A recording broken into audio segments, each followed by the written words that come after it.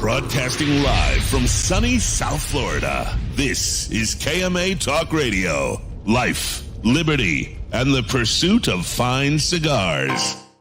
Your KMA crew, the Italian scallion Paul DeGracco, Alex Tavella, a.k.a. The Goat, and always telling it like it is, Honest Abe. I like to smoke them like the Winston Churchill, like John Kennedy, yeah.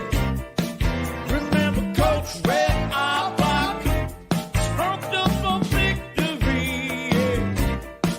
Well, you can take my wife, you can take my car, but you can't take my big cigar. My cigar, yeah. Good morning to all our loyal listeners, libertarians, and lovers of the leaf. I'm your host, Honest Abe. We are broadcasting live from sunny South Florida for KMA episode number 436. As always, I'm with my trusty cohorts, the Italian scallion himself, Paul DeCacco, and none other than the GOAT, the man they know as the GOAT, Alex Tavella. I just realized something. What? He said your name right. No, that's not what I realized. Every once in a while he does. But what I just realized was... I say your name right. Dude, I mentioned, listen, when I first met him, I used to call him Tavella. All right? No, he used to call me Travella.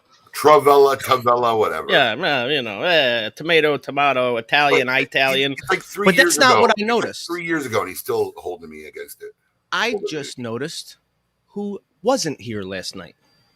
DeCacco. What's the excuse? He's not in Florida. Are you in Florida? No, I am. You just suck. Listen to me. If you haven't figured it out, like, I've just given up on Paul as a human being, as a friend, as a human being, as a co-worker, as a contributor. Even I just given up. So I have an excuse if you want it. Yeah, I want it. I want it. Abe doesn't want it, but I want it. You know why I want it? Because it makes for good fodder. Abe the Bad. My wife actually worked last night, so I had to stay with the kids, and my parents were unavailable. I did want to come. My parents were unavailable to come down from Vero Beach to watch. Should have dropped them off at my house where my kids were being watched while Brandy and I were here. I didn't even think of that. No, because I didn't even think of that. I don't want to put you out. Well, guess what? Put me out. I already got a sitter. What's out you putting me? Great news. They're all still here. Kids, nobody knows. And they'll all be here. Well, are they going to be there? I was just going to ask. Yes, we have a thing tonight, but we'll be home early, so maybe What's I'll take a ride. What kind of thing? You're not getting away with that. What kind of thing? We have plans.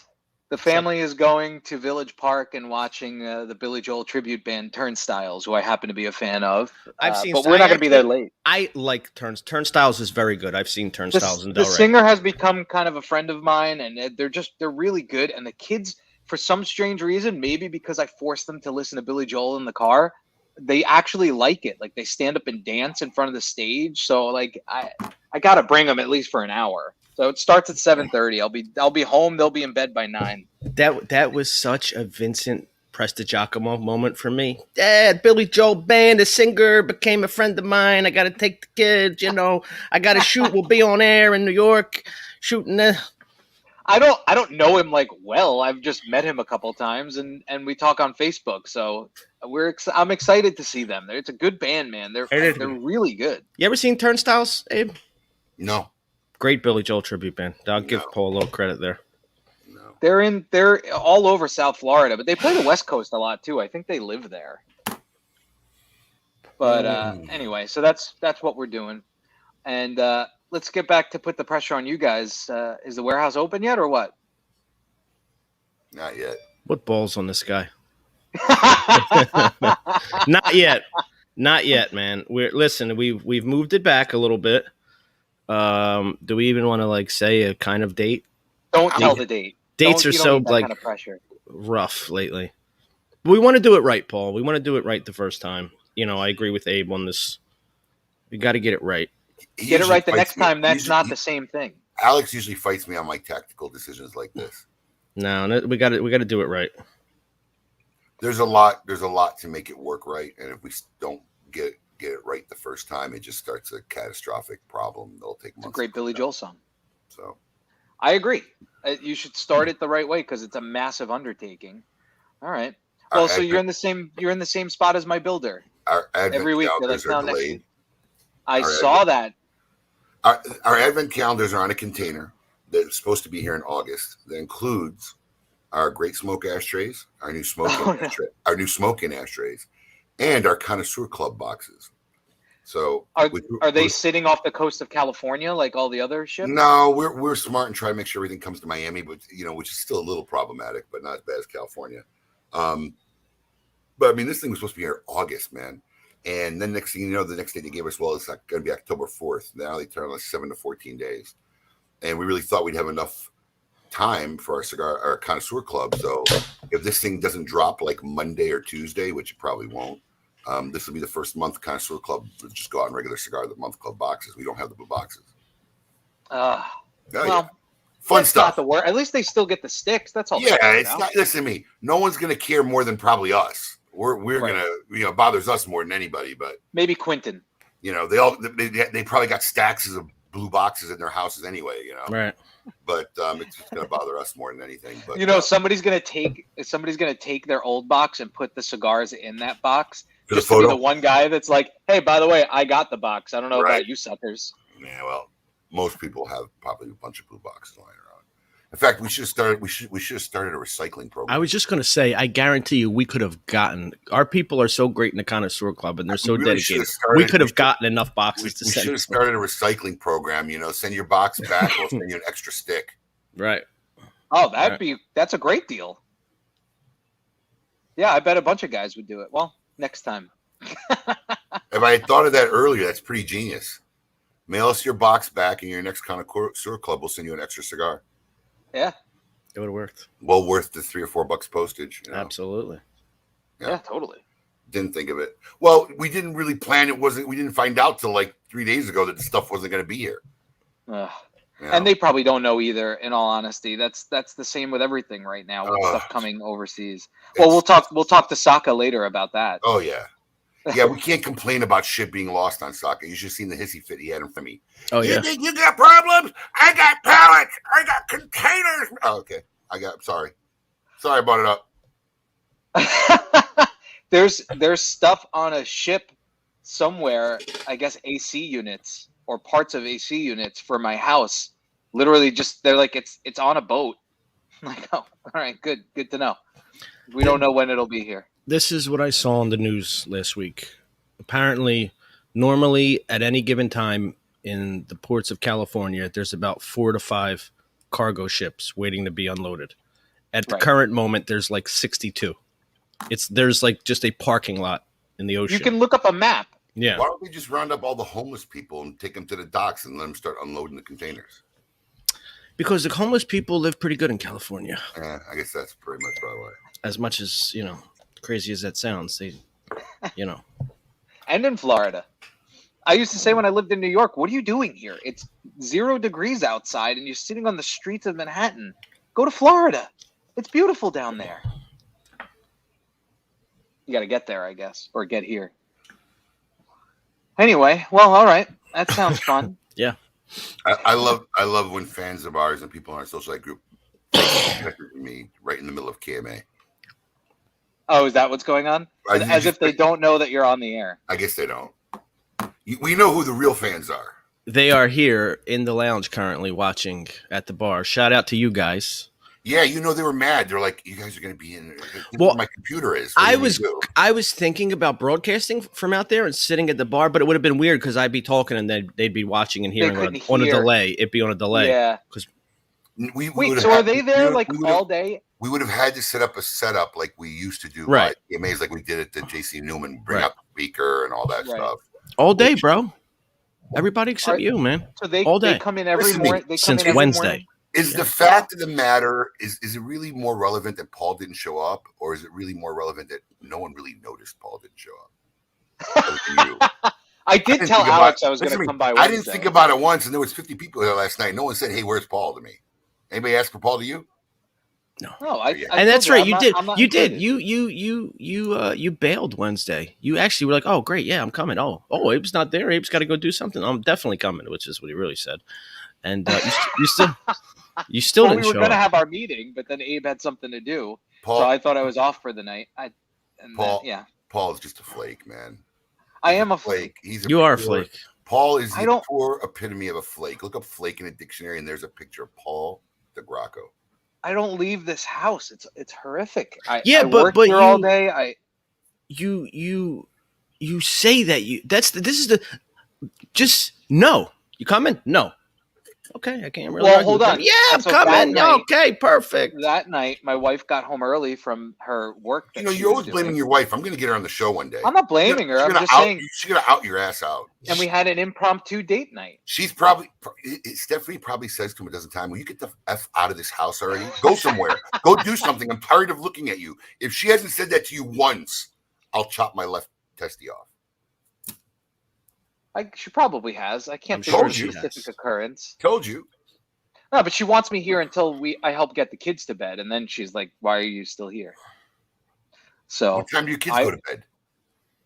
7:30, 8 o'clock. Yeah, what were you doing last night? What were you, I mean, you know, I was well, no, we went out last night. We went out yesterday. We had a family get together, and then when we got home, listen, man, I started watching that damn Squid Game. I cannot get it out of my head on Netflix. Yeah, I haven't dove in.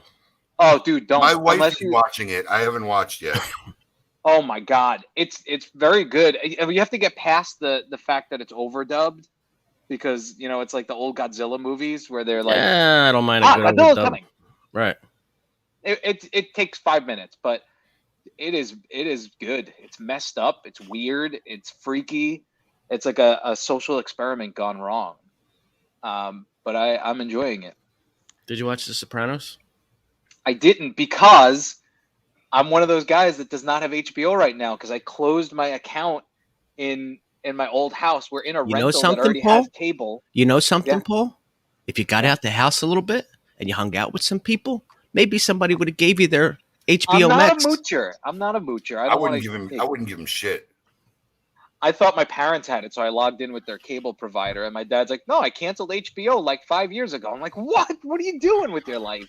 Well, I plan on arguing with Coop about it later anyway. Yeah, that's fine.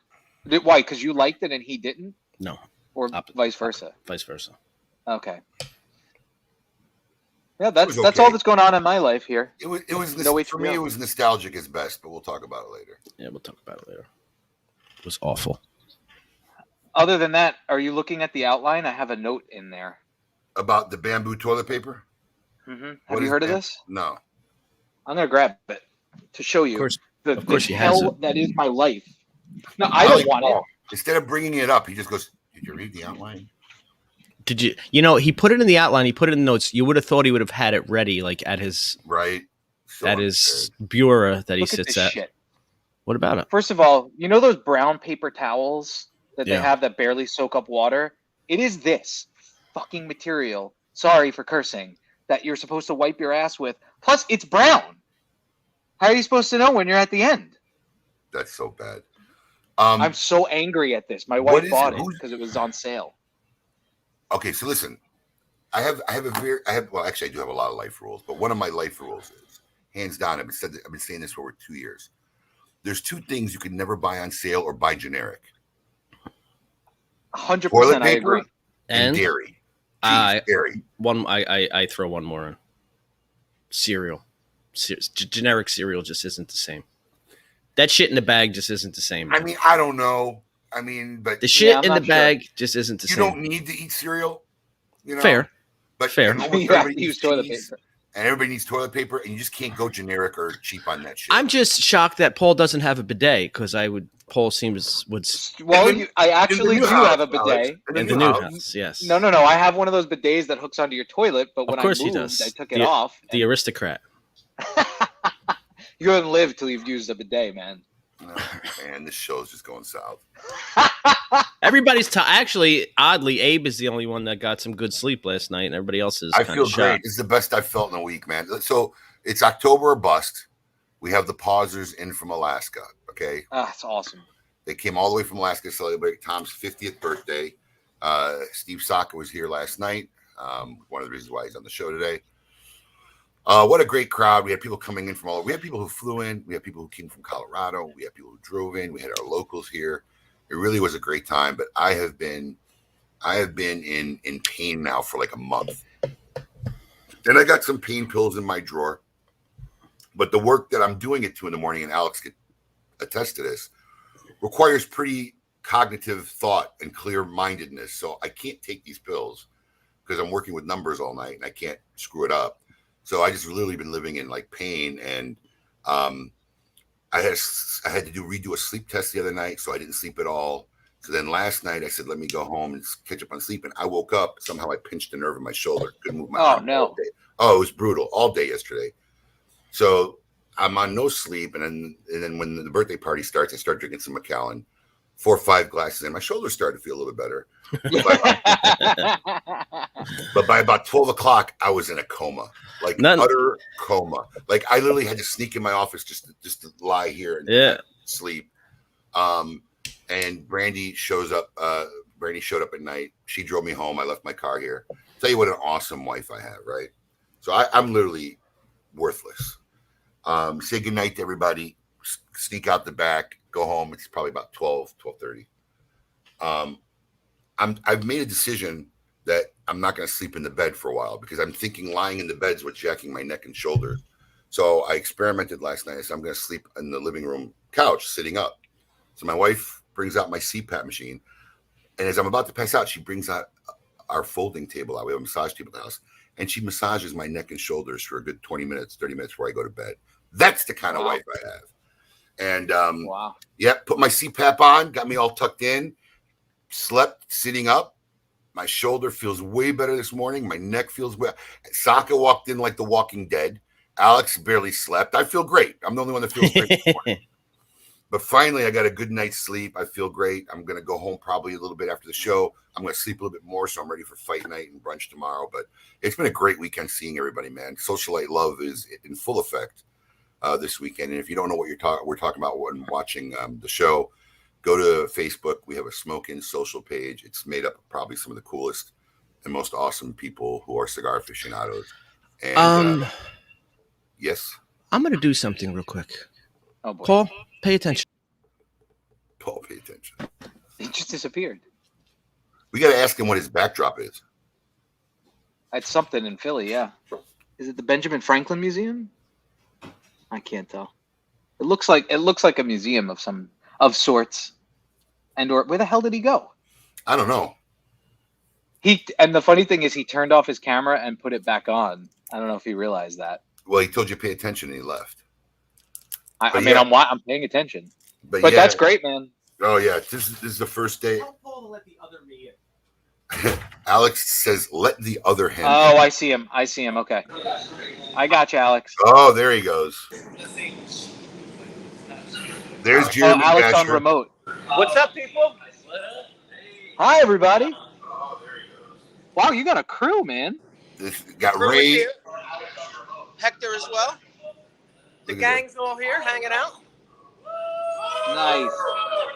There we go. Wake up, will you? All right, Paul, get me out of here. I'm coming back. All right. Yeah, and He's gonna make a quick pit stop on his way back. Well, well, yeah, we're gonna see. All right, that was good.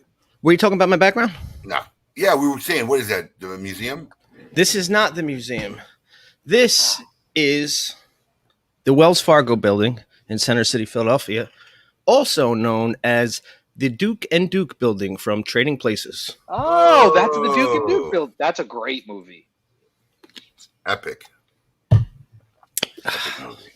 All right, what's next before I fall All right, asleep? before we get on to our show, what, do you want? Is there anything left in banter? Or are we good, Paul? I think I think we're good, man. We covered it all. We Okay, have so our- before we get in our Media Maker segment, we have a very special feature spotlight episode this week. Why don't we hit it and get through that segment?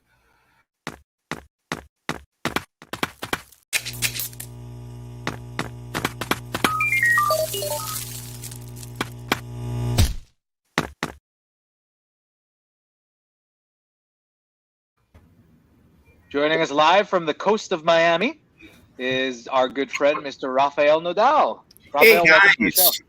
Hey guys, how are Hey, you? my brother. Having me here. Thank you for having me here. By the way, Paul, I thought you were going to bring me into the show right after the bidet thing, and that was just going to go down. I said, so I'm glad you guys continue talking a little bit about that. We got past the problem. bidet. Yeah. I do have one, by the way. It's fantastic. Well, I feel like Rafael has a Toto intelligence toilet, like my dream toilet. One of Well. those amazing. It talks to you. It I heats up the tea. In my trip to Japan, I took so many videos of these toilets. I was my wife thought it was amazing because I just went crazy with those. But thank you very much for having me here, Alex. It was great meeting you in person. Finally, Likewise. you were taller than what I really had in my mind. So. It's the first time I ever heard that in my life. Yeah, that's saying something. listen, all I know is last night we took a group photo of all the people that were here hanging out, and Alex looked next to him, and there was Alexis from the Socialite page about maybe 4 or 5 inches shorter than him. And I never seen him so happier not to be the shortest guy in the photo. He did a Right. Tiger Woods like Yes.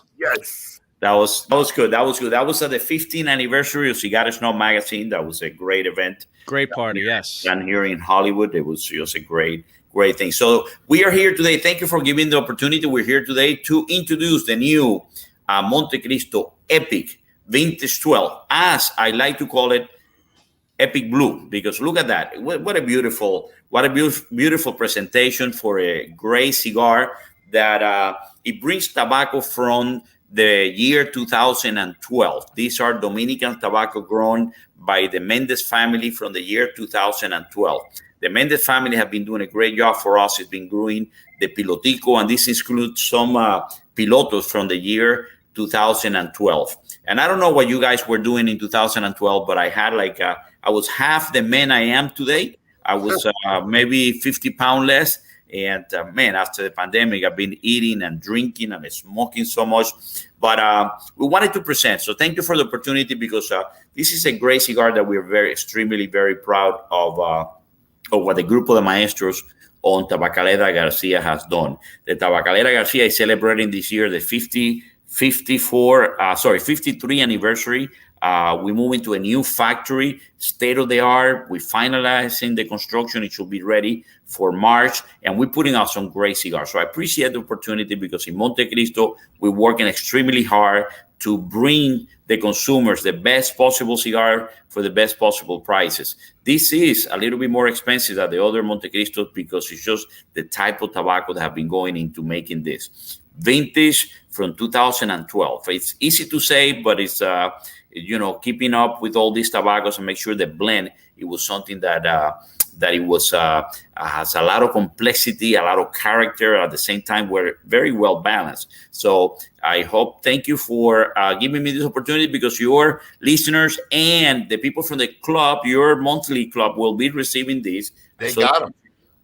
They got them. Oh, that's awesome. So, Rafael, this comes in 2 sizes, right? 2 Vitolas, a Toro, and the classic number 2 size. And the classic number 2 sizes, yep, which is a little bit different than most of the number 2. My favorite happens to be the Toro, but in both of them are fantastic. A very small, there you go. Very small limited edition on this. Very small production, because it's just a very, very old tobacco. The vintage, the Epic series, we introduced first. The first one was a yellow one that was from tobacco from the year 2007. So what we like to say is that this cigar, we only make it when we have amazing tobaccos that represent the best of those years, and that's when Jim, thank you. I hope you guys get to try it. I'm not sure if I think some of you may have tried it already. So thank you very much. I'm glad that you do, because I have to tell you, during the pandemic, this has been very difficult. You were talking about the containers, right? Alex was mentioning yesterday, CBS had this thing on the news about so many containers being up. The whole thing is, but those boxes are being made in our factory in Dominican Republic. We wanted to make sure we did that there, and also the anillos and all this. We work with local people, but making sure that we, during the pandemic, getting the cigars on time, getting everything planned ahead, it's definitely been a challenge, and one that we have worked extremely hard to bring our consumers the cigars that they deserve and they want. As a matter of fact, I'm working right now on the cigar. I already got it in my hands that we're going to do in the Connoisseur Club in December, which is something that I'm very, very happy with. We haven't been late, right? So we haven't been late. No, everybody's on time. Listen, and it's funny, people are going to find out this month. It's very funny because, Rafael, when I did this, we have all next year all planned out already with everybody. But when you do projects like this, it's in your head. Somebody's going to forget. Somebody's going to mess up. I try to send reminders. Rafael will tell you, I start sending texts a month or two. I know. Just a reminder. At midnight, 1 o'clock in the morning. That's okay. That's when he does his best work. 1 o'clock in the morning. Yeah, that's when I do my best work. But we actually had a manufacturer who dropped the ball and messed up and forgot. This is going to be the first month. So we have a replacement cigar, and it'll be interesting. But, yep, it happened. We almost made it. We made it all the way. We made it all the way till October. But somebody dropped the ball. It is hard. There's a lot of different things going on. By the way, Charlie's asking whether this is a mild, medium, or full profile. This is what I will call a medium plus, right? So again, a lot of it's very difficult to do a very, very full cigar when you have such aged tobacco. So this include a lot of ligeros, but because it has been aged so long, it is more in the medium plus area, depending where the palate is.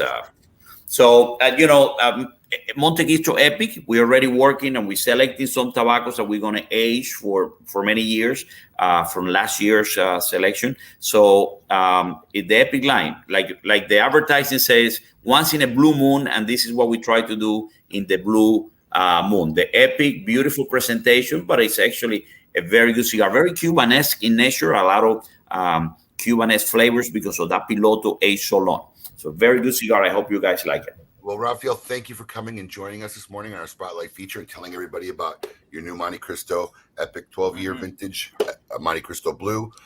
If you're a member of our Cigar of the Month Club, which we always strive to bring you epic selections and new stuff, this was in our cigar. This is a brand new cigar for them. This was in our Cigar of the Month Club this month. You all got to try it.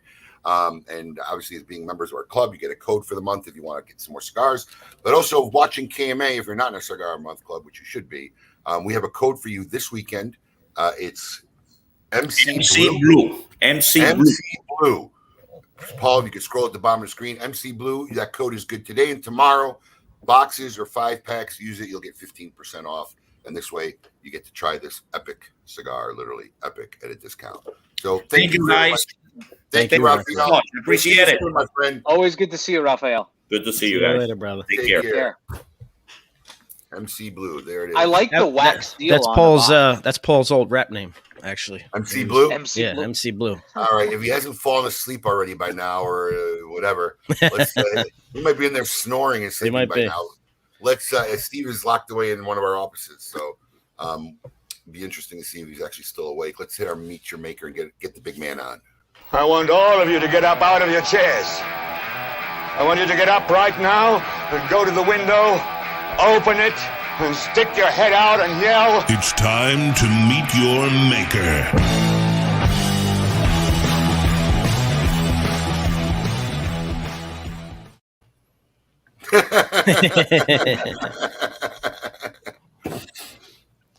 I thought he'd have somebody behind him massaging him. I love the brick background. That's his thing. I have so much to say about what I just heard, and I'm just trying to decide what. Well, let's start with the bidet. I was going to say, I mean, and what's not smart to say. Don't ruin this for me, not Steve. a I'm a big single fan. thing that I have in my head I should share publicly. Not one. Every single thing is a problem. Let me say this. I'm incredibly flattered. Thank you, my friends at Altadis SA. I appreciate that. The bidet thing, yeah. It's nice having your little buddy there tickled occasionally, so I can understand that. I see the appeal there. Fuck. Raphael's a great guy, but is he like out of central casting or what? I mean, literally, my God, so perfect. Let's dial up. We need a Latin cigar maker. We need a guy that's really full of passion and love. And can play the piano. Is classically trained. I know. It's like how the fuck am I supposed to follow that shit? Listen, you guys got me locked up in like a goddamn closet, right? You keep me here till 2 a.m. drinking. Okay, I don't even know. Listen, I post these pictures of having cups of coffee in my lanai with a little screen patio, whatever. And I'm, good morning, everybody. And then he's got this tropic seacoast line view from his patio with his perfectly cupped espresso with the little lemon twist. And I'm like, oh, all right, I give up. Totally different level. Totally different level. Yeah. We aspire to be like Rafael Nadal. I would feel uncomfortable in it, man. It's like, oh, he's totally natural in it. That's him. That's it. I mean, it fits. Like for him, it isn't a facade. You know what I mean? Oh, hell no. Right. Whereas if I started doing that, it'd be like, man, that's Saka. He's so fake, man. There's just no way around it. So good morning, gentlemen. Good morning, world. First what off, are we doing? I want to thank you for my Stillwell. Now let me warn you about the Stillwell. Wow. There is a little problem with Stillwell. and that is much like a pipe. It's something that I think you kind of have to like slowly ease in the first half inch. You need a chance for the pipe tobaccos to warm up. So it's really important to get a nice even burn and kind of ease into it a little bit. I think that's something that I've noticed now that I've smoked. Oh God, I've smoked like 1,000 of the damn things. I'm starting to notice it makes a big difference how you begin to smoke the cigar. So And this which is one the do you want? aromatic, You're on the this is the aromatic. aromatic number 1, which I can taste immediately. Yeah, the aromatic number 1's the that's the one that's got it's got the sweet tip, which everyone's going to talk about, but it says that it has a sweet tip right on the box, and it's just it's a really nice it's a combination of like an aromatic black Cavendish with Golden Virginia, a touch of burley in there, and it's got a really nice natural casing, and it just gives you this kind of, oh, I don't know. I kind of get like red velvet cupcake, buttercream frosting, and the room notes on it fantastic. The only thing is, it's I don't think it's going to be good for the people who want like hardcore sweet or hardcore flavor. It's a much more subtle kind of presentation, But Are we still looking at a November drop, or? yeah, we are. I mean, that's what I'm hoping for. I think it's, and as you know, Abe, just everything is so difficult right now with shipping and boxes and this and that. So it's really hard to like hard commit. I'll have a better idea next week, because next week I'm in Nika and I'm going to be looking at all the Paladin de Sakas and the Tricky Traca 448s and of course the Stillwells, because those are the 3 items that are coming in the near future. And if I see all the boxes stacked there, I'll feel much better. The boxes are the problem right now, not the cigars. Cigars have been long done and in the cool room. Yep, I hear you on that one. Is it a problem getting the cigars here, or it's more just a problem getting the boxes? Yes. To the factory. Yes, to both. Yeah. Right. Yeah. I mean, he was telling us a story last night how stuff's coming on 5 different flights to 5 different parts of the country, and then getting in here and having it crazy. I mean, and then sent to Chelsea. Right. 2 months ago, UPS lost about 84 master cartons. There's like 6 pallets of cigars. Last Friday, they lost like 8 pallets, 9 pallets of cigars. I mean, it's well, I got my notification yesterday. My Vendermas finally shipped, so I guess those were found. Those were found. It took a long time, but the funny part about them being found was UPS didn't even know they found them. They just dropped them off at our place. We didn't sign for anything. And it was like literally a week later, after I had a chance to inspect everything, that I notified them that it got delivered. And they're like, oh, wow, great. I'm like, are you kidding me? You guys lose like $300,000+ worth of shit, and you have no clue you dropped it off at my place. I mean, it's insane. That's crazy.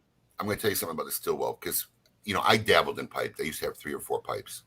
I gave up pipes because smoking a pipe's like a job. I don't want a job when I'm enjoying it. It's a lot of work. It's a job.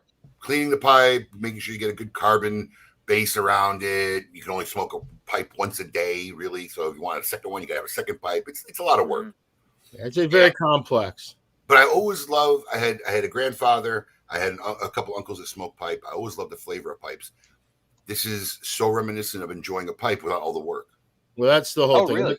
I've been doing it for 30 years, and I think the thing that I find really interesting is the fact that in the Stillwell line, there's 4 different versions that are entirely different. And it's kind of like 4 cornerstones of, just like in cigar world, we have our mild creamy shade cigar. We have our, real spicy Habano sun-grown cigar. I have one blend that's an aromatic, one blend that's an English, one blend that's what I'm calling a Bayou, which is a vapor blend, a Virginia Perique blend, and then another one that's a navy. So when it comes to Stillwell, it's 4 distinctly different cigars, 4 distinctly different smoking experiences. You can really love the aromatic and hate the other 3. The only one you might think worth smoking is the Bayou, and the other 3 are crap. It really gives you a totally unique experience. But it isn't a substitute for a pipe. Well, You know what I I was mean? going to say that, Steve. I'm a little curious. It's a to see- cigar first with essences of a pipe. But I think the essences are enough that if you're a pipe guy and you smoke a Bayou 32, you go, oh, yeah, that's a Virginia Perique blend. I want it to be enough that they recognize it, but it's not smoking a pipe. It's a cigar first. But I wonder, I'm curious to see what happens after the fact. If some pipe smokers will say, well, this is just a lot easier. I'm just going to grab a cigar. Or if I don't some know. people, I mean- if some people who have never had pipes will smoke this and say, this is really decent flavor. Let me go experiment with pipes. It's going to be interesting because I really don't know which way it can go, what kind of causal effects it'll have. So let me say this: I don't want to advertise somebody else while I'm on your program, but there is one company in America that controls the vast majority of the entire pipe market. Pipe tobacco, pipe market. Anyone that's a pipe smoker is really familiar with this company, and they also do cigars, but at a smaller scale. They are so excited about this, you have no idea. They feel like the crossover is going to be incredible.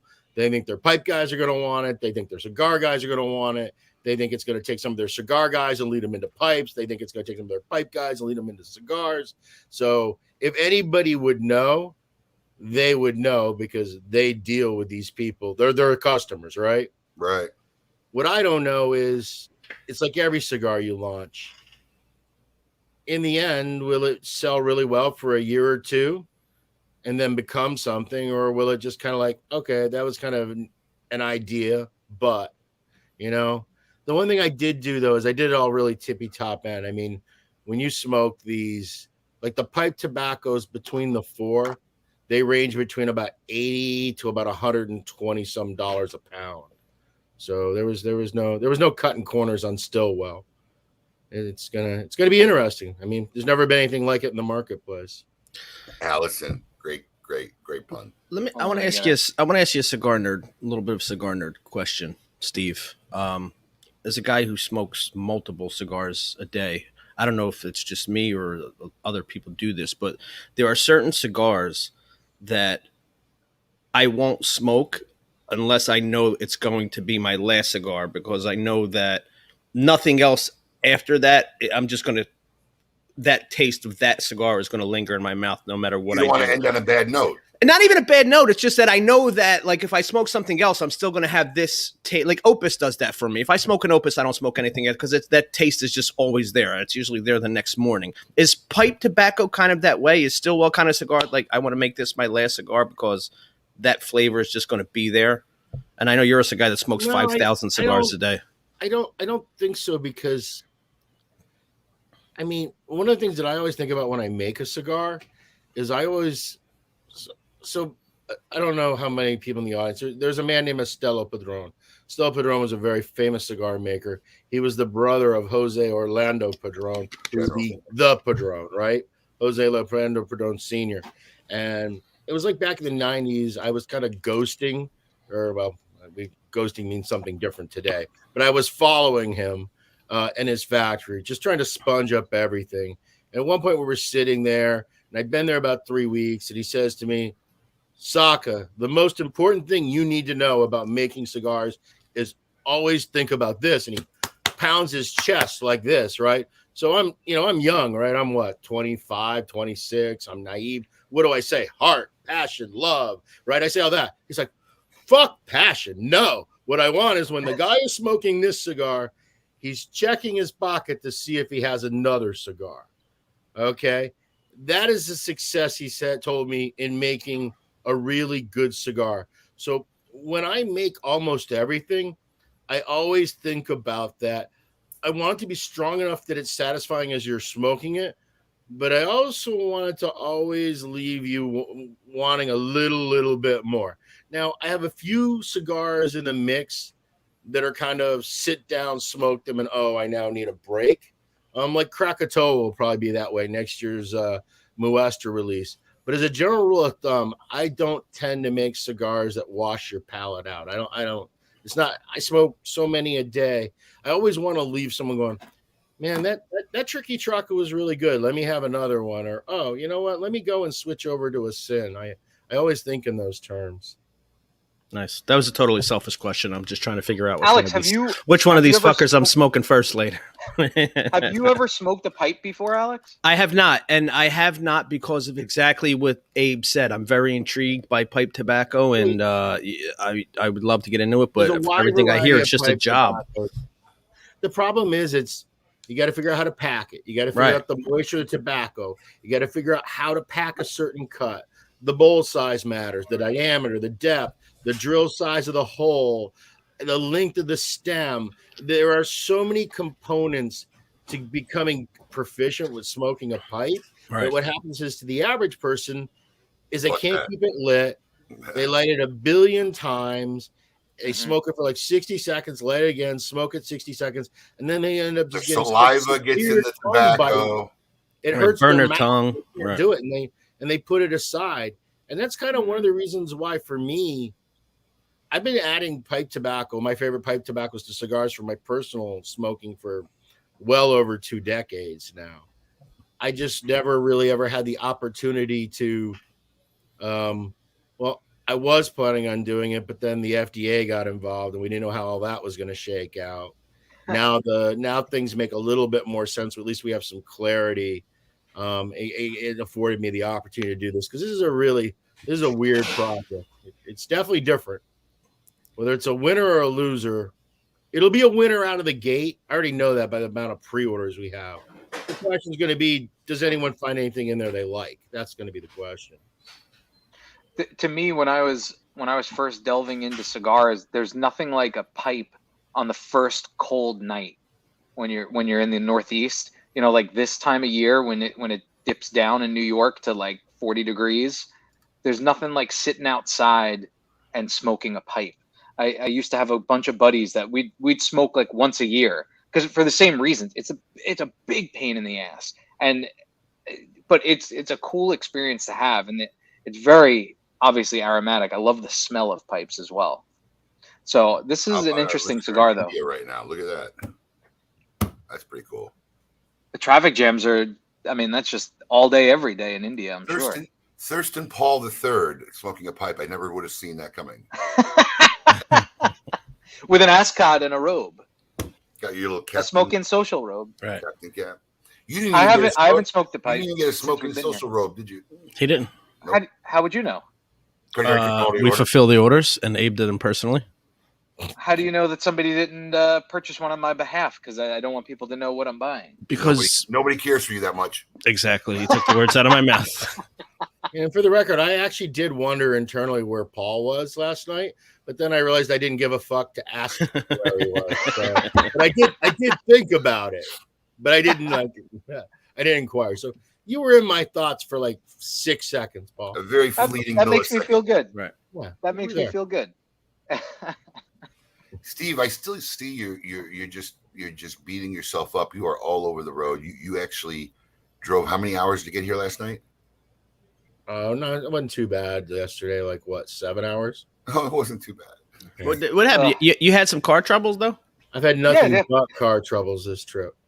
My own car broke down in Pennsylvania, got a rental. It broke down by the time I got to South Virginia. I got another rental. It actually broke down in Jacksonville. I didn't even post about it breaking down in Jacksonville because it's just getting to the point that it feels like I'm making it up because right.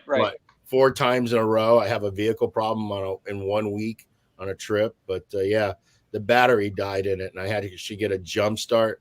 And I actually ended up going to AutoZone and buying a new battery for the rental car because I didn't want to deal with a rental car company. Jeez, but you know what?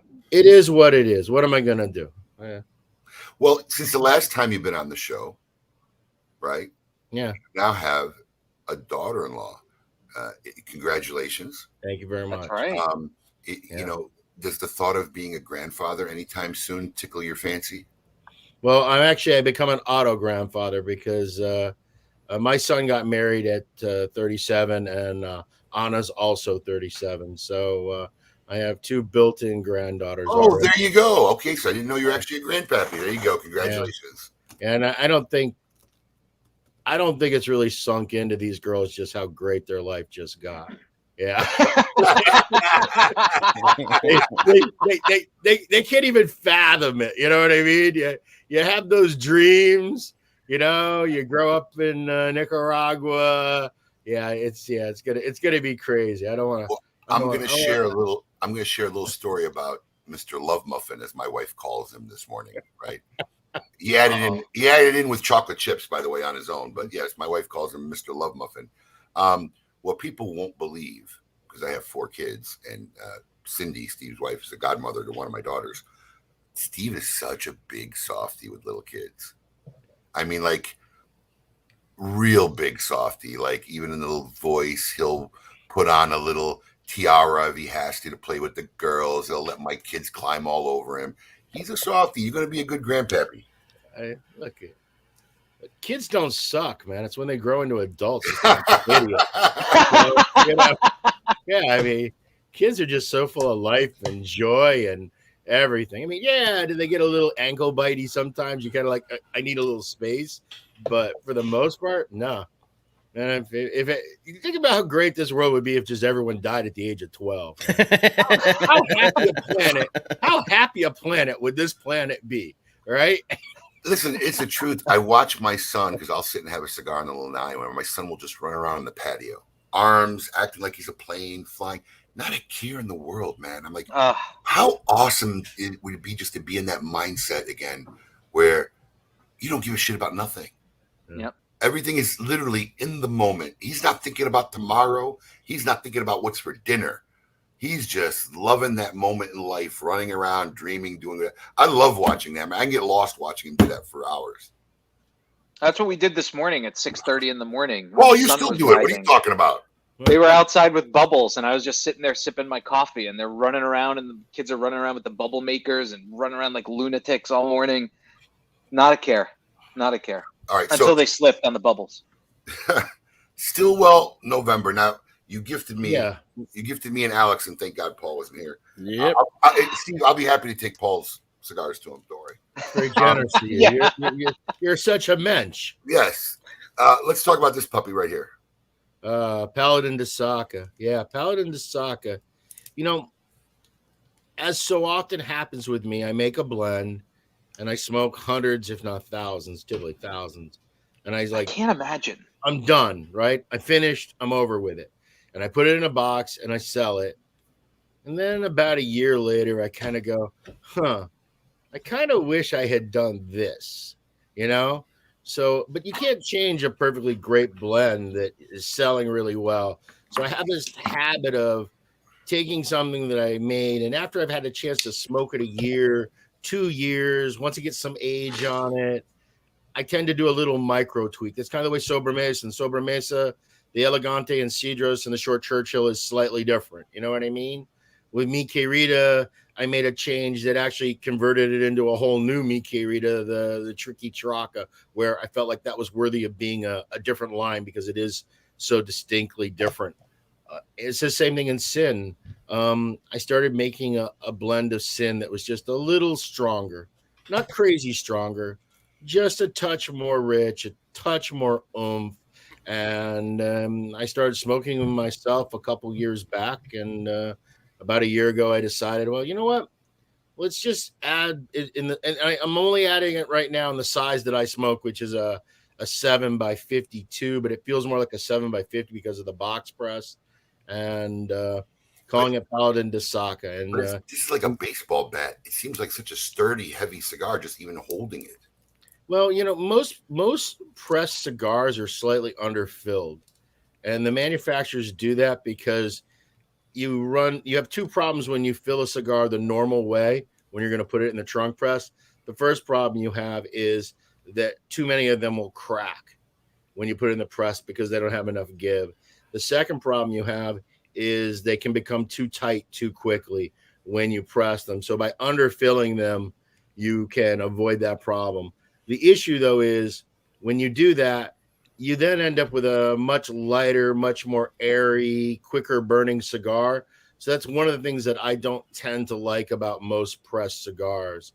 So there's really a very fine line when you're doing the bunching to still get the cigar to feel firm. And I like a firm cigar. I want the draw to be easy, but I don't want it to be airy. You know what I mean? Mm-hmm. Yeah, not too because loose. not too loose, not too tight, not too loose. There's a certain place where it's just perfect. A little bit of resistance. I always call it kind of like you go to Dairy Queen, you get the milkshake, and you just leave it in the cup holder for like 10 minutes before you try to drink the milkshake. You know what I mean? Who can wait that long? I'm always trying to get it up the straw. Right, and it's unsmokable. And the nice thing about that draw level is it slows the combustion down, which lets you taste the tobacco more. It cuts out the bitter acridness that you get when it's burning too hot. And it also ends up holding an ash longer. It ends up smoking longer. There's a lot of things I like, but that requires a lot more attention to detail to make a well-packed pressed cigar is a much more difficult task. Fucking William Cooper stole my fucking thunder. I literally was going to say before I went to break, I wanted all our listeners to see who has any faith in Paul at all. First of all, I was waiting for the listeners. I wanted all our listeners to post whether anyone really believes that Paul took any freaking time in his life to make one new commercial. And fucking Cooper beats me to it. He posts on it. Beats me to it. Coop is a two-faced, man. He'll stab you in the back. Look what at that. stab you in the back? He's just calling the reality of your ineptitude to do your job.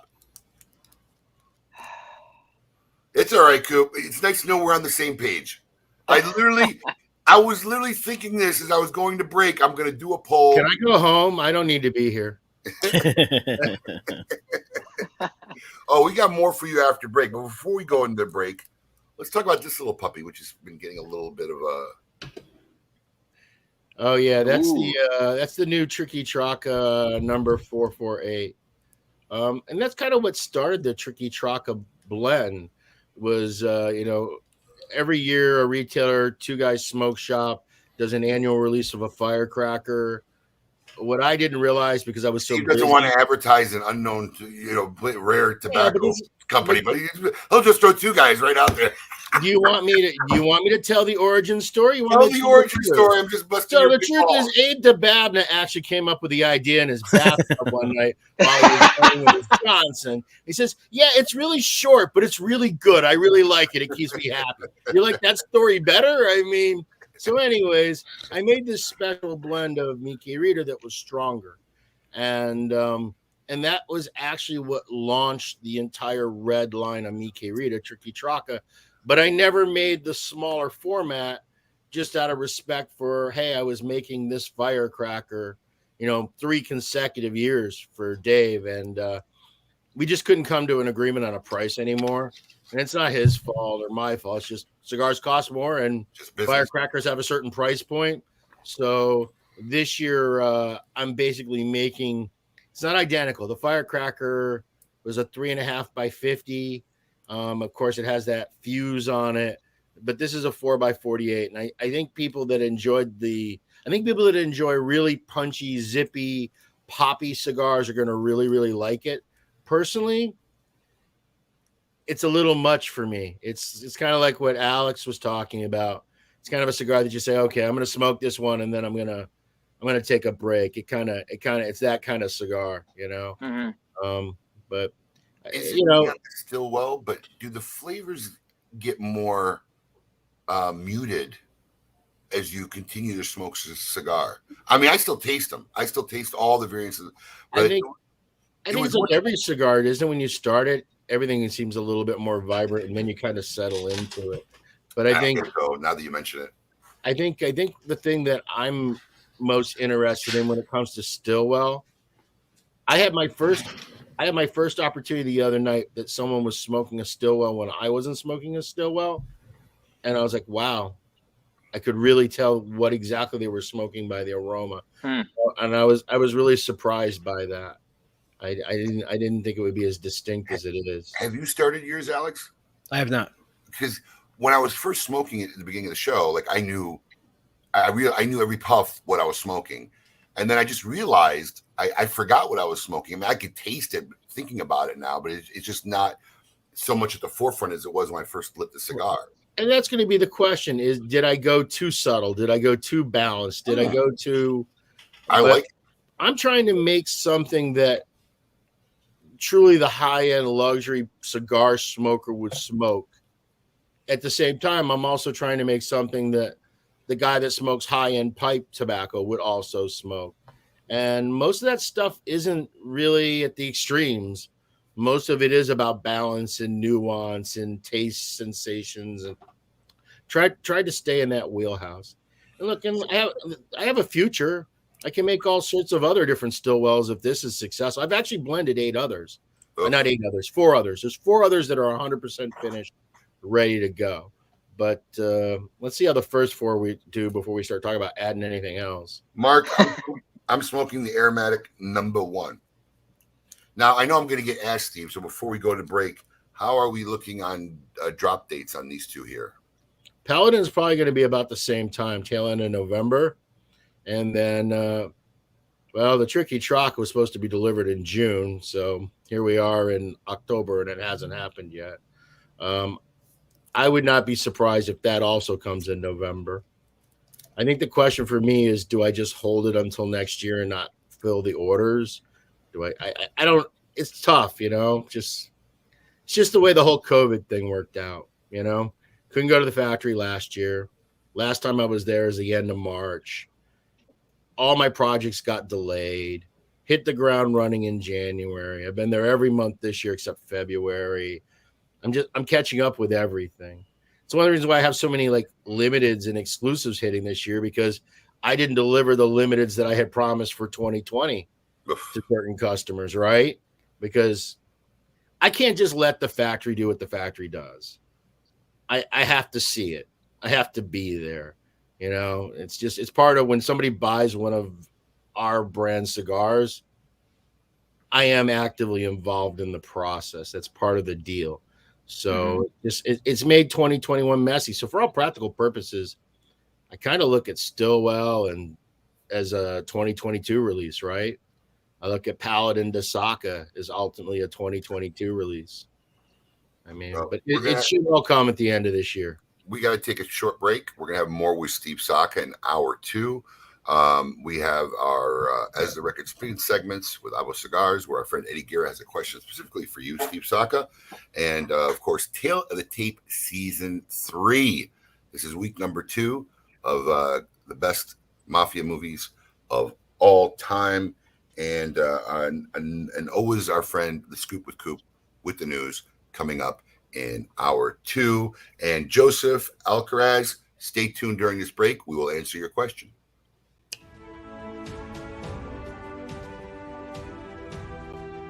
The H. Upmann 1844 Classic is a medium-bodied cigar with wonderful flavor notes of toasted almonds, cocoa, coffee, and just a hint of spice.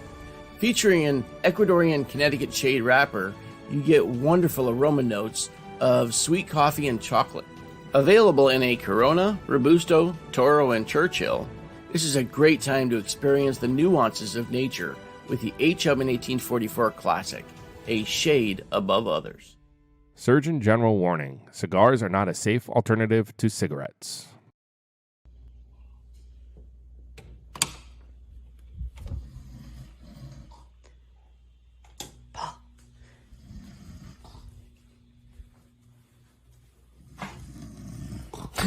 What? Commercial time. Oh, God. Oh, how nice to see you here when I'm sleeping. Honest Abe likes originality. He doesn't like repeats. And I like to sleep with a glass of Banter private wines next to my bed so that when I wake up in a cold sweat because I forgot to do something for him, I have it here to relax myself. It really is good wine. See, Banter Private Wines is a partner with KMA Talk Radio, and that means they're a partner with you. You can try any of their wines by going to KMAWines.com. You can try their 3-pack wine sampler. You can also try one of my favorites, Sunal. It's from the 3rd highest vineyard, altitude-wise, in the world, 8,950 feet. And it's delicious, goes well with a great cigar. So check it out. And I'm going to go back to sleep, and hopefully Abe will not yell at me today. But first I'm going to finish this. Okay, you guys can go now. You don't see the teddy bear, right? No.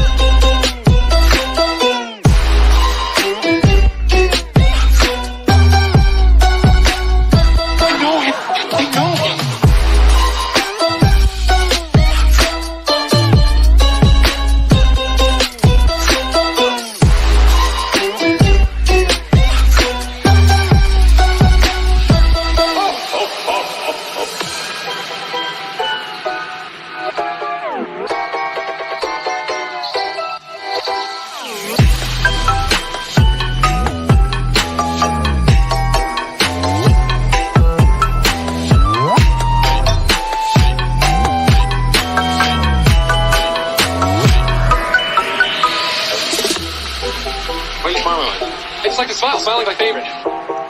Make work your favorite. That's your favorite, okay? Okay. Work is your new favorite. Fine. Time for it now.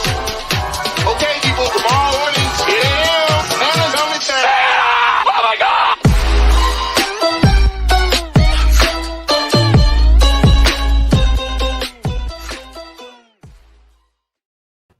And there you have it.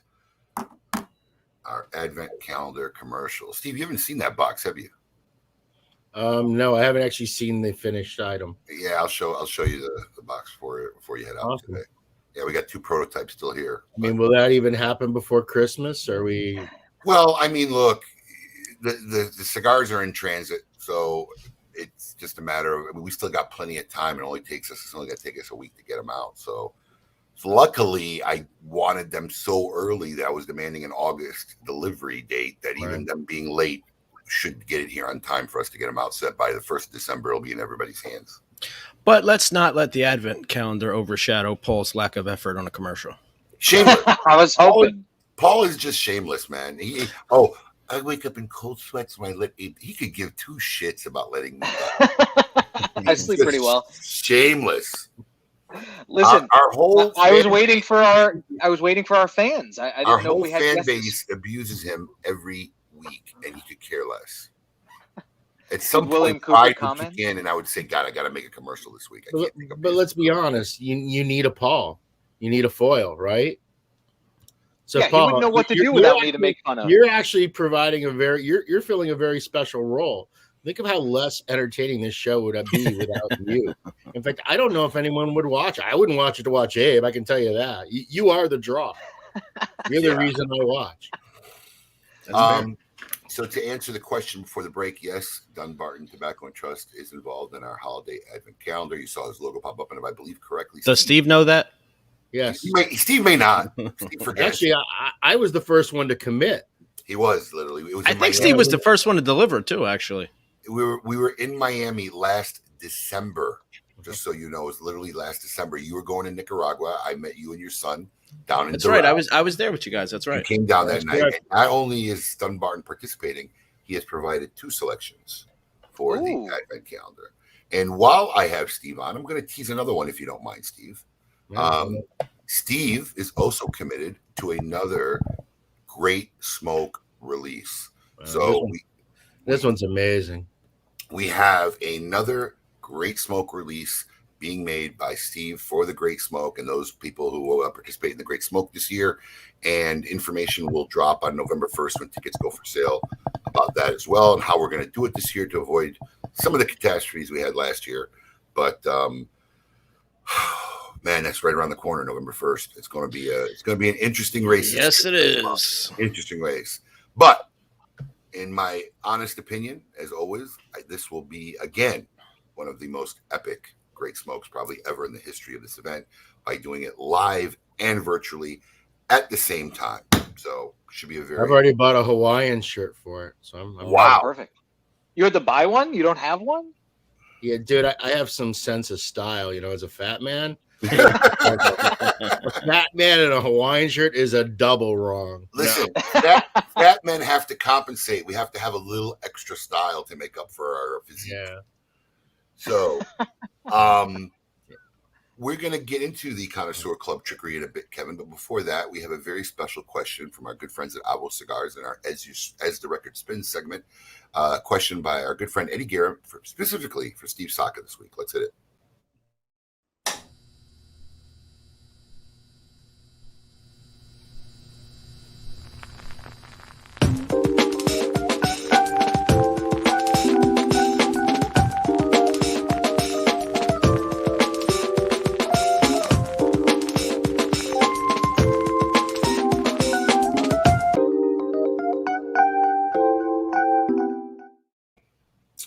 All right.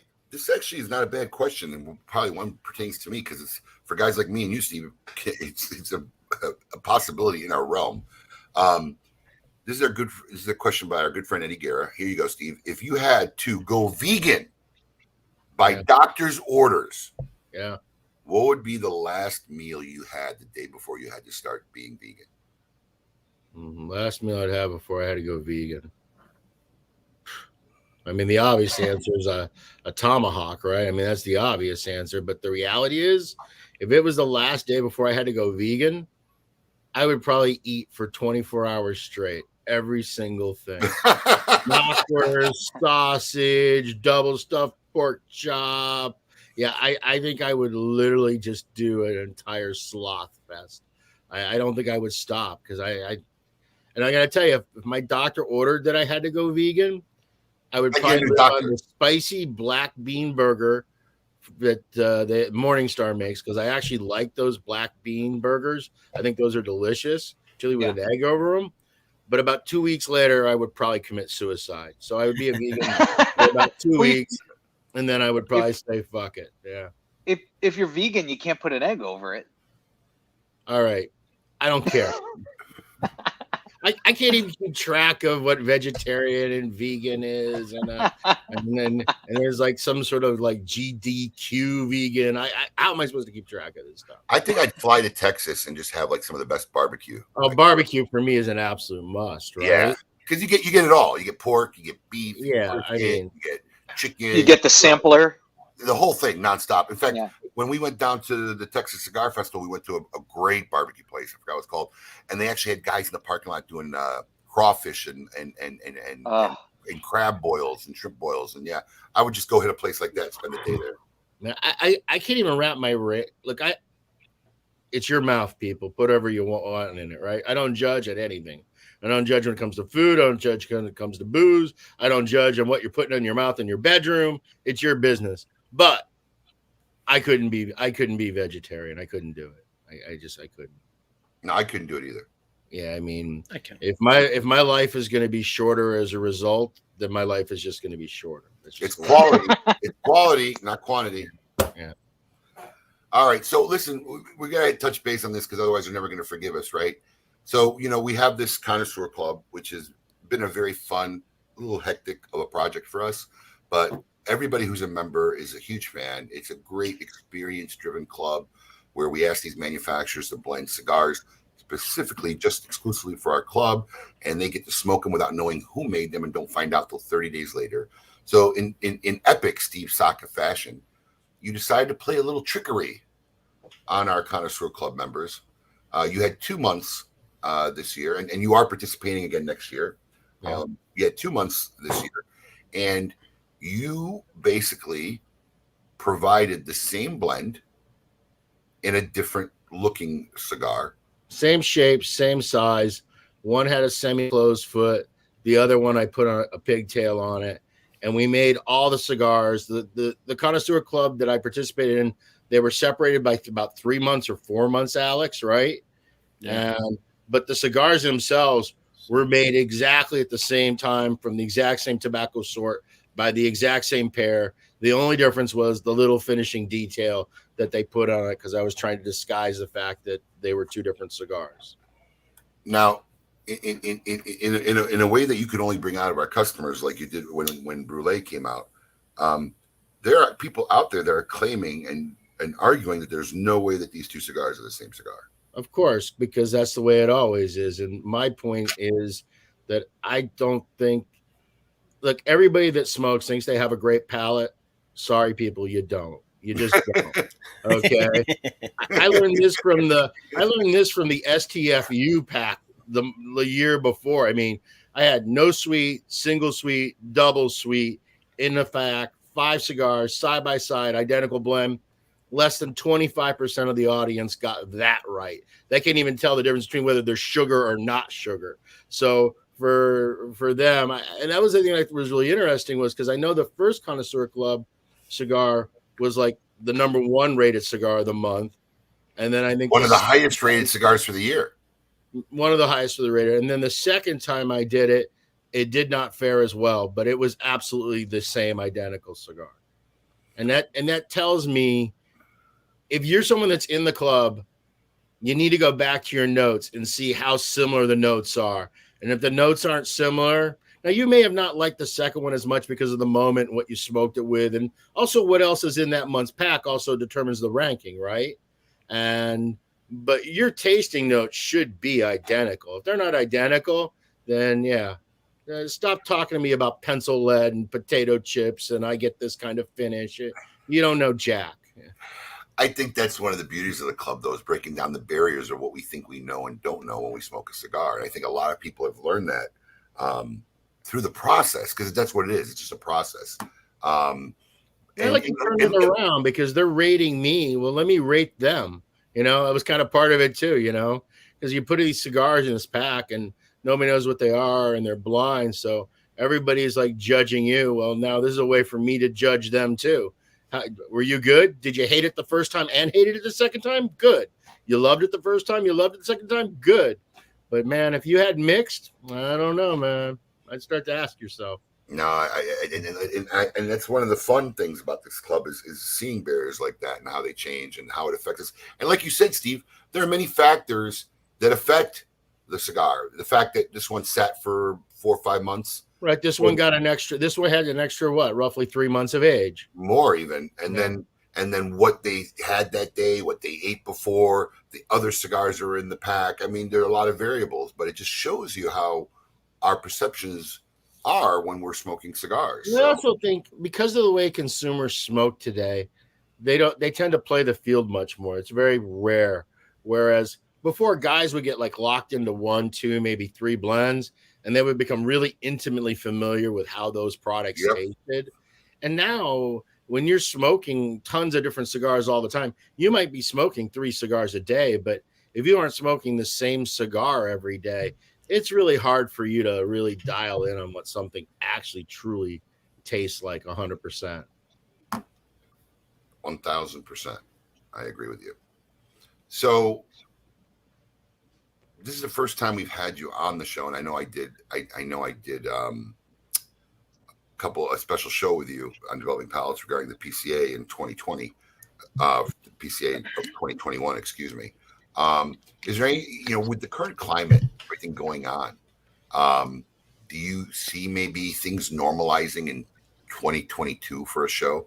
Because everybody's having delivery issues.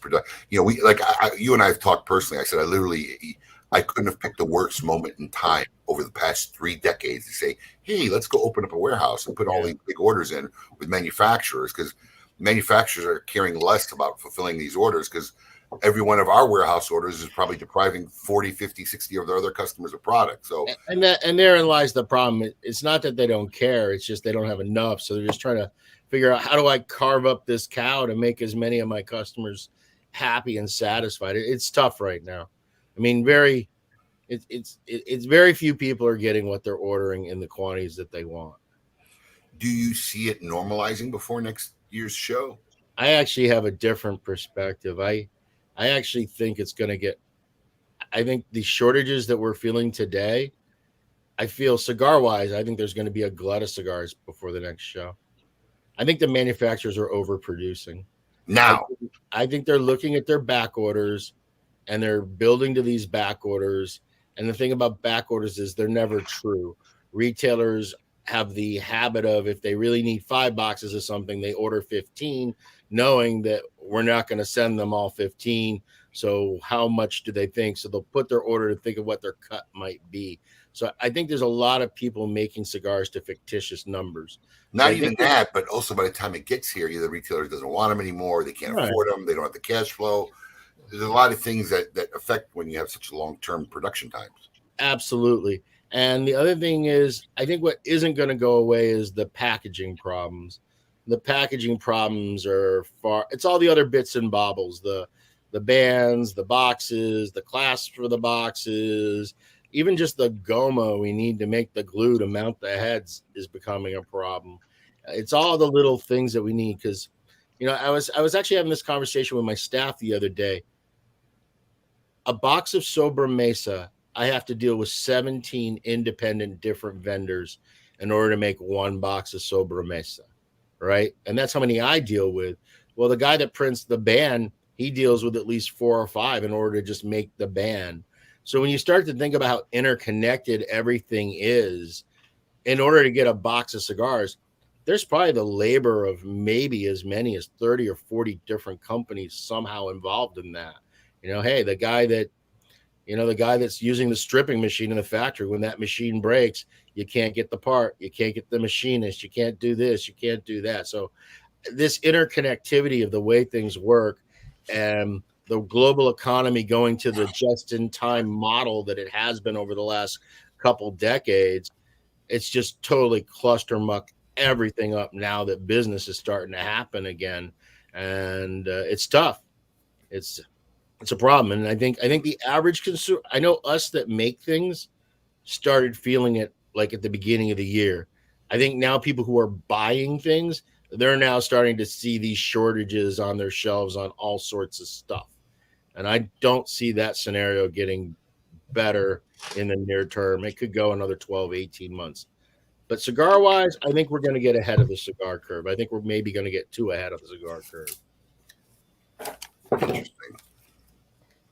Alan Rubin. I don't think the bubble bursts until 2020. Alan Rubin with his predictions, 2023. Where do you come up with 2023? Oh, Alan just wants to have an opinion on everything. Yeah, and the funny part is, and I think Alan needs to talk to his own people because I think they already see where the numbers are at their place. I think look, the big box guys feel the shifts first, and then the next tier guys, kind of like where you're at, it's Smoke Inn and Corona and those guys, you then feel it. The brick and mortar guys, the last guy to feel it, and the manufacturers, it hits them like a brick wall because most manufacturers are just too stupid to even think about it. But the reality is, if we imported 60 million more cigars in Q1 than we did the previous Q1, that's too many cigars. It's all going to catch up. Now, is it going to be a bubble like it was at the end of the boom and we're going to have an utter collapse? No, I don't. We're going to have an utter collapse like we did at the end of 98. But it's definitely these.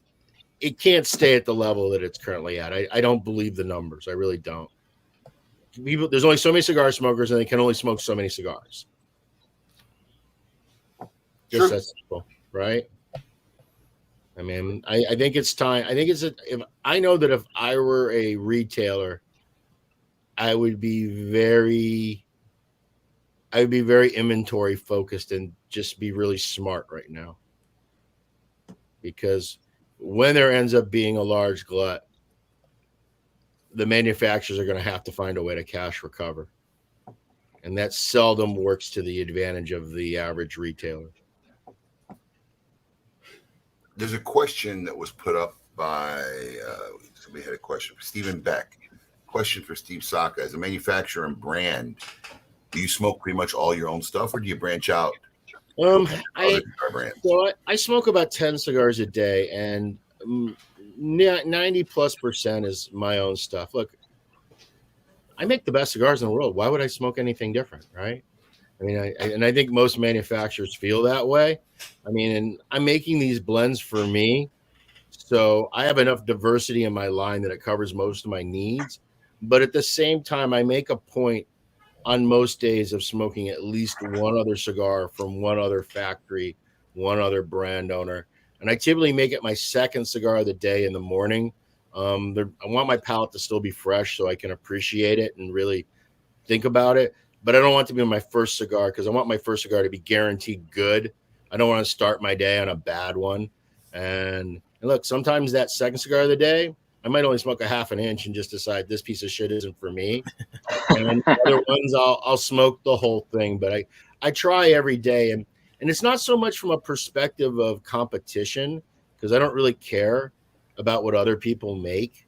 I think there's a cigar for everyone. It's more just my cigar geekdom. I'm just curious. I wanna know what the new XYZ tastes like too.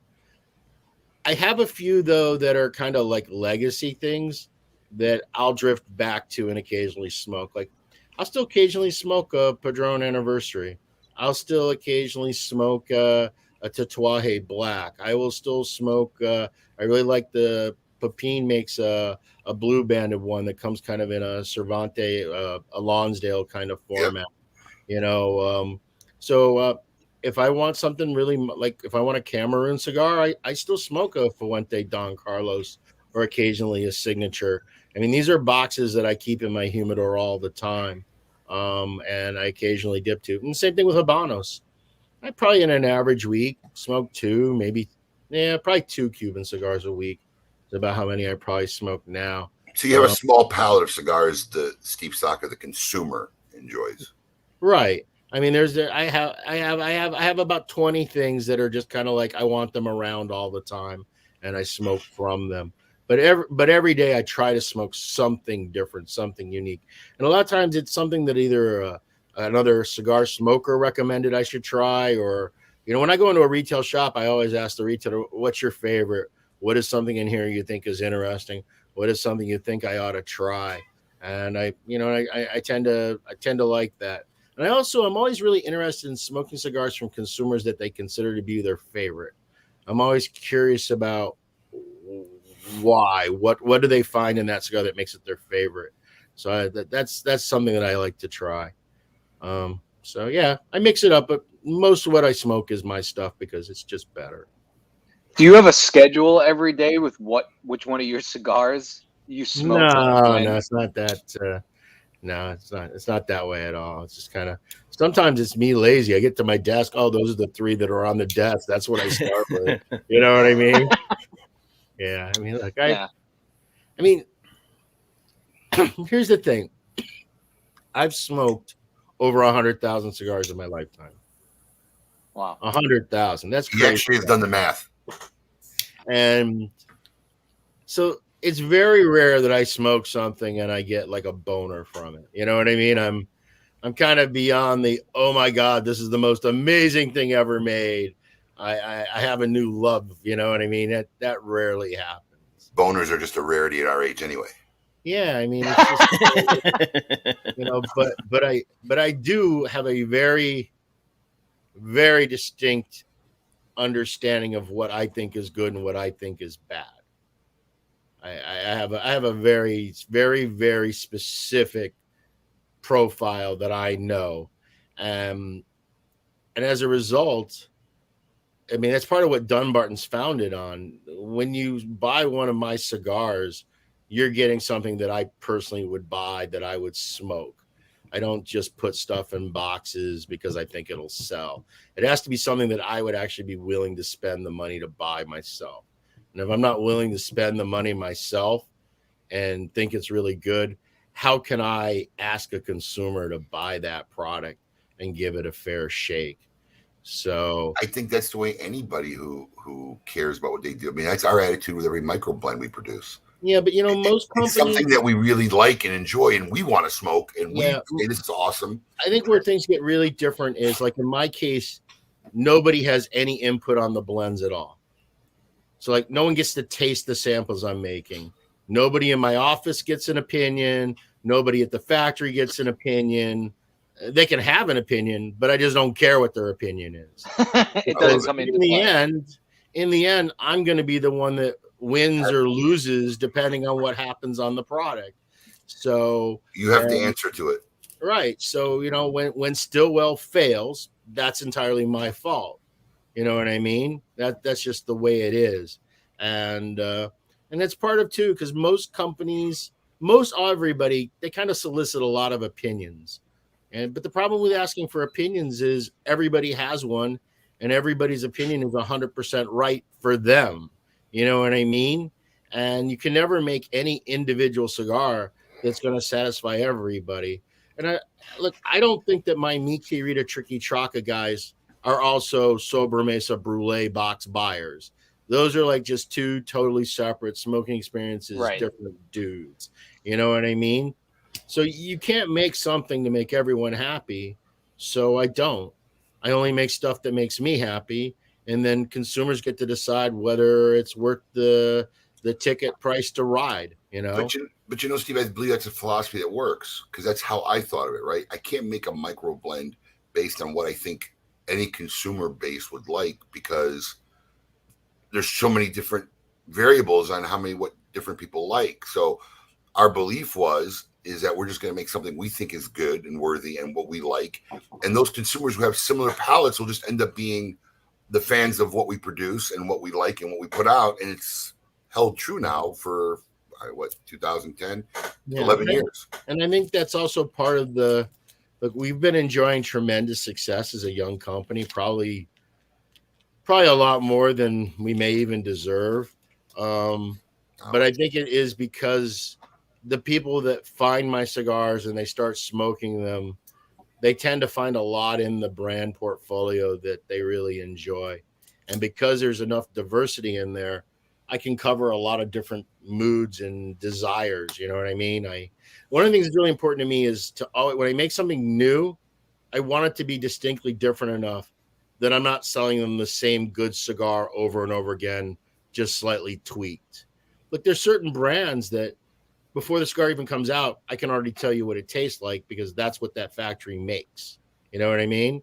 And that isn't necessarily a bad thing, but it also limits you to only a certain customer. And I want to try to make something that I don't expect to make anything that's going to make everyone happy, but I'm hoping that somewhere within the mix, there's something there they can identify with and say, oh yeah, that one's a really good cigar for me. I really enjoy smoking those.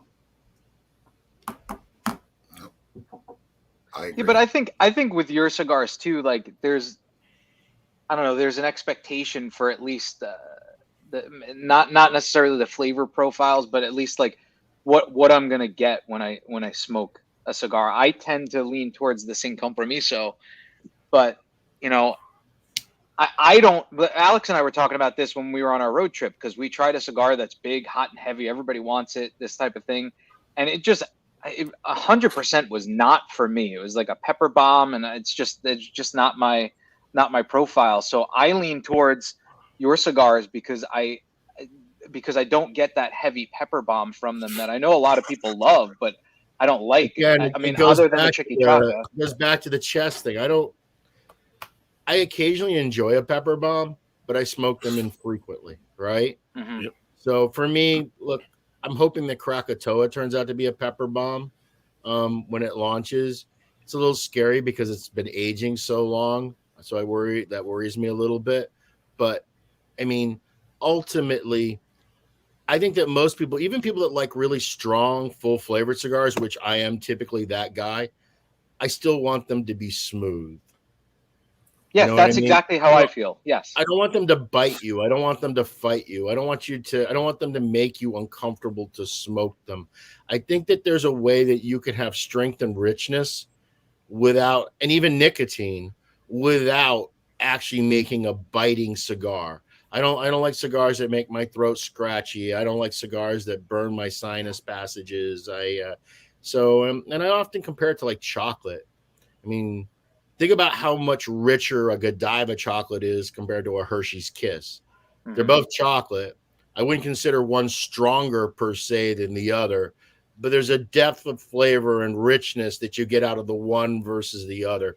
So I always kind of tend towards that, not trying to say, oh, I make Tabasco, so let me make ghost pepper, right? That's just not for me. You know, it's just not what I make. And look, it's easy too, because I'm a small company. So I have the luxury of not having to worry about selling 40 million cigars a year.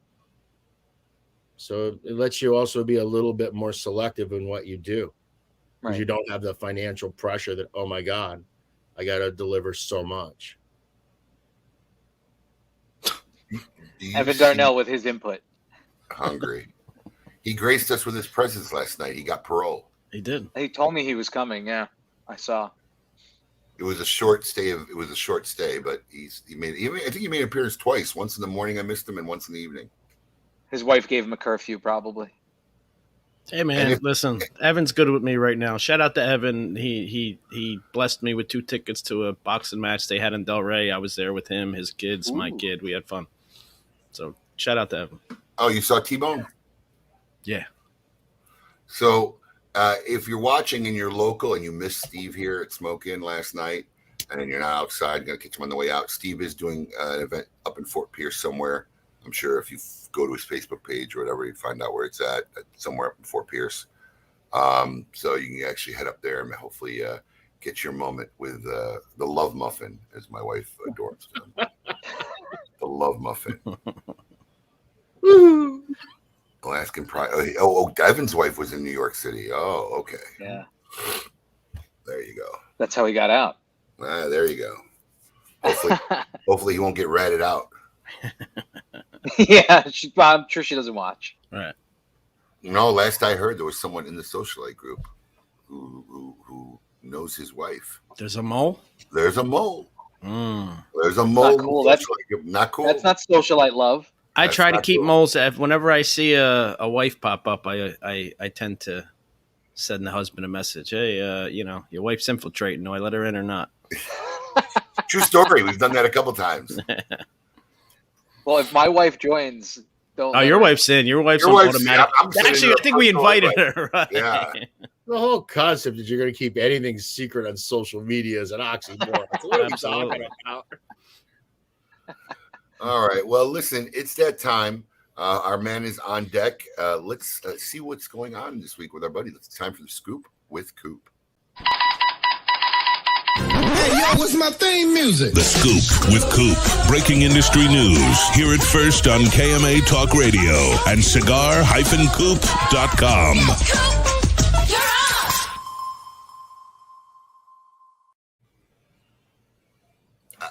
What's up, Coop? Hey, good morning. Good morning. I got everybody. to address socialite Matt Hartzell real quick. He wanted to know why he didn't get that warning, Matt, because we actually like your wife better. just to let you know, she's way cooler than you. So she is.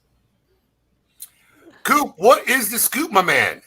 All right, we'll start it off. One of the bigger stories this week is the Mirafell family is launching their own cigar brand. So, shocker. Yeah, I gotta say that was not a shocker to me. Shocker. Yep, but if you've the Mirafells, they're the producers of, or they're the brokers, I should say, of a lot of the Cameroon tobacco in the world, and they for the past year they've been kind of promoting the Mirafell name on the with Cameroon, so it wasn't a big surprise right now. So there aren't a lot of details as far as what their launching goes, other than they're launching a company, and that they've named a gentleman by the name of Reinhard Pohoric as the vice president of sales. And Reinhard is a guy out of Austria. He's a media guy, actually. He hosts a show called Light 'em Up Lounge. And Abe, he was the guy who was coordinating the whole 24-hour Fuente show last year. Oh, yeah, I know Reinhard. Yep. So I guess we're going to it's going to be a little more wait and see as far as what they're actually going to bring to the table as far as cigars go. But would a safe assumption be Fuente's making the cigar? Yeah, I guess. I mean, that's my assumption too. I mean, who else? Just love it. Can't get enough Fuente cigars, but let's start making other cigars. Very interesting. Yep. But is that all the news you got? There's nothing. No, I got more. No, is that all the news on this cigar? Is that it? Yeah, that's it. That's all that we know that they've announced the brand. So that's a teaser at best. No, they've announced they're getting. I mean, it's not a teaser. They announced they're getting into the cigar. Back into a cigar brand. When you get a snippet of a story like that, do you ever call the person to try to press out more information out of them? Actually, I had to press to get this story. So really? Yeah, because I wasn't, it was a press release that somehow didn't make it to my desk. So this is one. Shocker. Yeah. Nobody likes to send you press releases. Coop. No, it's unbelievable. Like I see press releases that sent to one or two people in the press sometimes. So there's certain stories I have to decide which are worth chasing down. This is one that was worth chasing down in my book. I think it's going to have, I think this is something that could have an international impact. So yeah, but I couldn't get more out of it. I wonder if it's only going to be an international or European cigar. I mean, they got a vice president that's in Austria. Yeah. It's going to be made here. It's very interesting. I think it's going to be very interesting too. And the other thing is that the Mirafels handle Fuente's distribution in Europe too. So I think that's something to keep in mind. Yeah. So whether or not we're going to, I don't know if we're going to see this anytime soon. It will be interesting to see. All right. What else you got, Coop? All right. Hey, Paul, do you have that picture? Did you get the link I just sent you? Or no? But that would be a no. That would be a no. That face would be a no. He's on mute. And he's muted. Okay. Let me start talking to him. So this week there was a cigar announced from CAO. It's a limited edition line called the 60. And he guessed it's a 60 ring gauge cigar. What a creative team effort on that. Yeah. and the name of the cigar is actually the CAO 60 Torque, as in engine torque. Is it a flathead series or? No, They it's already got a 60-inch flathead. Yeah, here it is. It's an 8x60 cigar. All right, and it's going to come in an oil can. So, if you want an oil can, that retro oil can look, then you'll get 8x60 cigars in there. Go at it. How do you get the cigars out? Do you have to unscrew the top? I'm hoping that whole lid comes off. I think so. I think the whole lid would come off too. Yes. So I think the little cap is for decorative. How am I going to get the cigars out of those little holes? I'll have to shake it. Yeah, I was wondering how the supply chain. Maybe it was the supply chain problem so bad that they just reached out with oil cans or something. I don't know. They could put that can right on display next to the chop suey. Yes. Yeah, right. Well, yeah, there was the bento box was a couple weeks ago actually by Punch. I think we talked about that. All right. Yeah, so that cigar should be coming this month right now. Each oil can will sell for $100. Each cigar will sell for $12.50 right now. If you're interested in the blend, it's a Honduran Habano wrapper, Nicaraguan Habano wrapper over Nicaraguan and Honduran tobacco. Interesting. Yep. Very interesting. Yep. Now, if they were really cool, they would have sent everybody a wire rack display like you used to get the motor oils, like when you go to the gas stations back in the day, like they had all the little motor oils on the wire rack display. Yep. Mm-hmm. That would have been really like ingenious because there's no way you're stacking those cans anywhere. Exactly. No. Exactly. We actually had a whole talk on this, Abe. Aaron and I were talking about this on Thursday night about like these are really cool for the consumers, but it's got to be a nightmare for the retailers when these come in. Always. Yeah. We were actually talking about that. Always. Yeah. What else is going on, Coop? We have 3 now shippings this week that have happened. So the first one is, and these are either in the process of shipping or have shipped and started to arrive. The first is that the Drew Estate has shipped the Undercrown Dojo Dogma releases, which is the Maduro and the Sungrown. So those should be arriving soon, and I believe you guys are having a big launch event on next Thursday on that. Yes, we already have the Mad Dog, the original Maduro. We released that, I think it was 2-3 weeks ago, Alex. Yes. And that's already in stock. And the Sundog, the 2021 Sundogs are here. We have an epic event starting on noon Wednesday with Thursday. Thank you. Noon Eastern Daylight Time on Thursday. They got a whole bunch of special swags with the purchase, and they got this gong they're giving away at the end. And I think we got some art and humidor. There'll be some raffle prizes. After the sales of all day from noon, we'll have a live virtual event with the folks from Dojo and Drew Estate at 7 p.m. at night, Eastern Daylight Time. And then at the end of that live broadcast, we'll do a live drawing for all the raffle items. So it should be a fun day next Thursday. There you go. Yep. And then if you're a Tatuaje fan, the Frank Redux, whatever you want to say. The Tatuaje Franks are in the process of heading to the stores as well. This year they didn't do an unlucky 13, so they've kind of spread it across a bunch of retailers. And from what I'm hearing, retailers aren't going to be getting a lot of these coffins or boxes. So it's going to be spread more thinner, from what I understand. Well, I think the model of the Unlucky 13 has done its tour of duty. I agree. Yeah. I think that was a cool model the first couple of years. I think it was mostly a pain in the ass after that for not only Pete, but retailers across the country. Of course. I think spreading around the boxes is not a bad idea. I agree. You sell out, you move them. We sold out in one afternoon and it was gone. So, yep. And I think that's going to be the model going forward with this, too. He did the same thing with the Jekylls last year. Or not the Jekylls, the Karloffs. I also like that they're all dress boxes. The dress boxes and yes, the dress boxes is another pain in the ass. Much easier, yeah. So I think this model works. I hope he sticks with it and moves forward with it. Yeah. Don't tell me that's all the news you got, Coop. I got one more thing. So another thing is shipped this week, and I want to make a commentary on this one. Ferry Ortega has shipped the Elegancia and Generoso limited editions. Now, I want to make a comment about that. Our friend Vincent Michael Benetti called me out on my Facebook page saying I missed the boat on this. And I want to make it very... Missed the boat how? Like, I don't know. News-wise? I don't know, but all I know is I reported this August 25th that they were shipping the first week in October. And I have not got, and I said, I want clarification where I missed the boat. Now, did we put out a separate story this week on it? We didn't, because in reality, we already put the story out there and nothing really changed. So unless a company really wants us to say it, these now shipping things aren't a big deal for us because people tend not to click through the story in those. They say, okay, it's shipping. Yeah. The headline says it all. The headline says it all in this case. So if a company's going to send us up, we'll put it out there, but I'm not going to go crazy writing a story that was put out in August on this. Well, our man Vince is a few fries short of a happy meal. The most incapable arch nemesis in the history of nemesis, and I got stuck with them. Yeah, he's Stop. Vince is the best. You guys are all fuckheads. Vince, you're the man. I was waiting for Steve. Don't listen to the guy that's talking about cigars in a can, and the guy that he's like a glorified assistant. You be Vince. Ignore all the noise. Look, if you're going to call me out, though, I want an explanation why I'm being called out. Because, like I said, we got to do this on a national radio show. You can't do this yourself. You don't know how to use a DM. Yeah, we do 3 hours of broadcasting a day, 7 days a week. You got plenty of time to bag on my man Vince. No, Coop, I'm with you, Vince. Power to the Benetti. Here we go again. Team Saka is going to be strong on this one. Yep.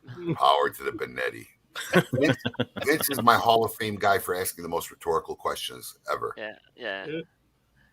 Is this the 3 o'clock drop? Yeah, is it 3 at 2:30? It's 2 o'clock. It's 2:30. I want to be the 3 o'clock drop. Yeah. Most rhetorical questions. Yeah. Does that wrap up with the scoop? That wraps up the Scoop of Coop this week. Brought to you by the man himself, William the Scoop Coop. Check out more stuff on cigar-coop.com. Anything cool and up and coming this coming week? This week we have we're getting into a lot of heavy reviews right now because we're getting towards the deadline for Cigar of the Year. So you're going to see a lot of review stuff coming out on Coop over the next week. So just stay tuned on that as we kind of get towards the end of the month. Cool. Interesting stuff. Yep. All right. Well, that being said, it is time for which has become one of my favorite segments of the show, Tail of Tape. This is season 3 of Tail of Tape, week number 2. Best mafia of movies of all time.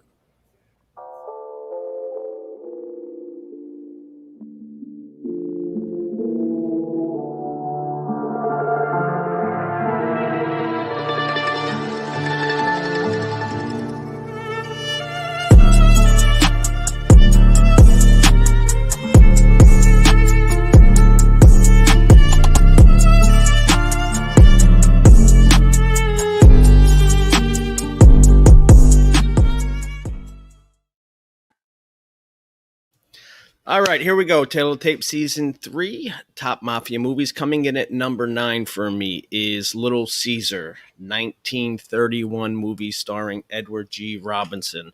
Tells the story of Rico, Edward G. Robinson, as he moves to Chicago, works his way up to the mafia ranks, and of course then his eventual downfall.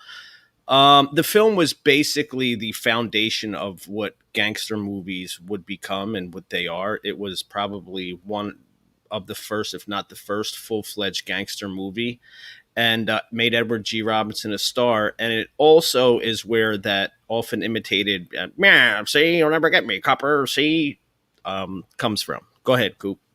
All right, now my number 9 is Scarface, the 1983 version. That's a remake of a 1932 version by the same name. Directed by Brian De Palma, written by Oliver Stone, starring Al Pacino. Al Pacino is probably the greatest mafia actor of our generation. There tells the story of one of the greats. I'll say one of the greats. Tells the story of Tony Montana, coming over from Cuba and rising to the becoming a powerful drug lord. To me, this is a lot of the elements you look for in a mafia movie. You got your violence, what you need. You got your good dose of profanity, and just a really good story underlying the whole thing. So Scarface, number 9. There we go. I'm going to start out with a question on this because of the parameters. I'm not sure. Go ahead, Abe. I agree. Do cartel movies constitute mafia movies? I stuck to mafia because I don't. And my exact I don't question. consider Scarface, in my opinion, a mafia movie. A mafia movie. I think one of the integral components of a mafia movie are Italians. No, I disagree. I disagree. I disagree with that too. Because like La Cosa Nostra. I don't know how. I don't There's know. no law in Cosa Nostra.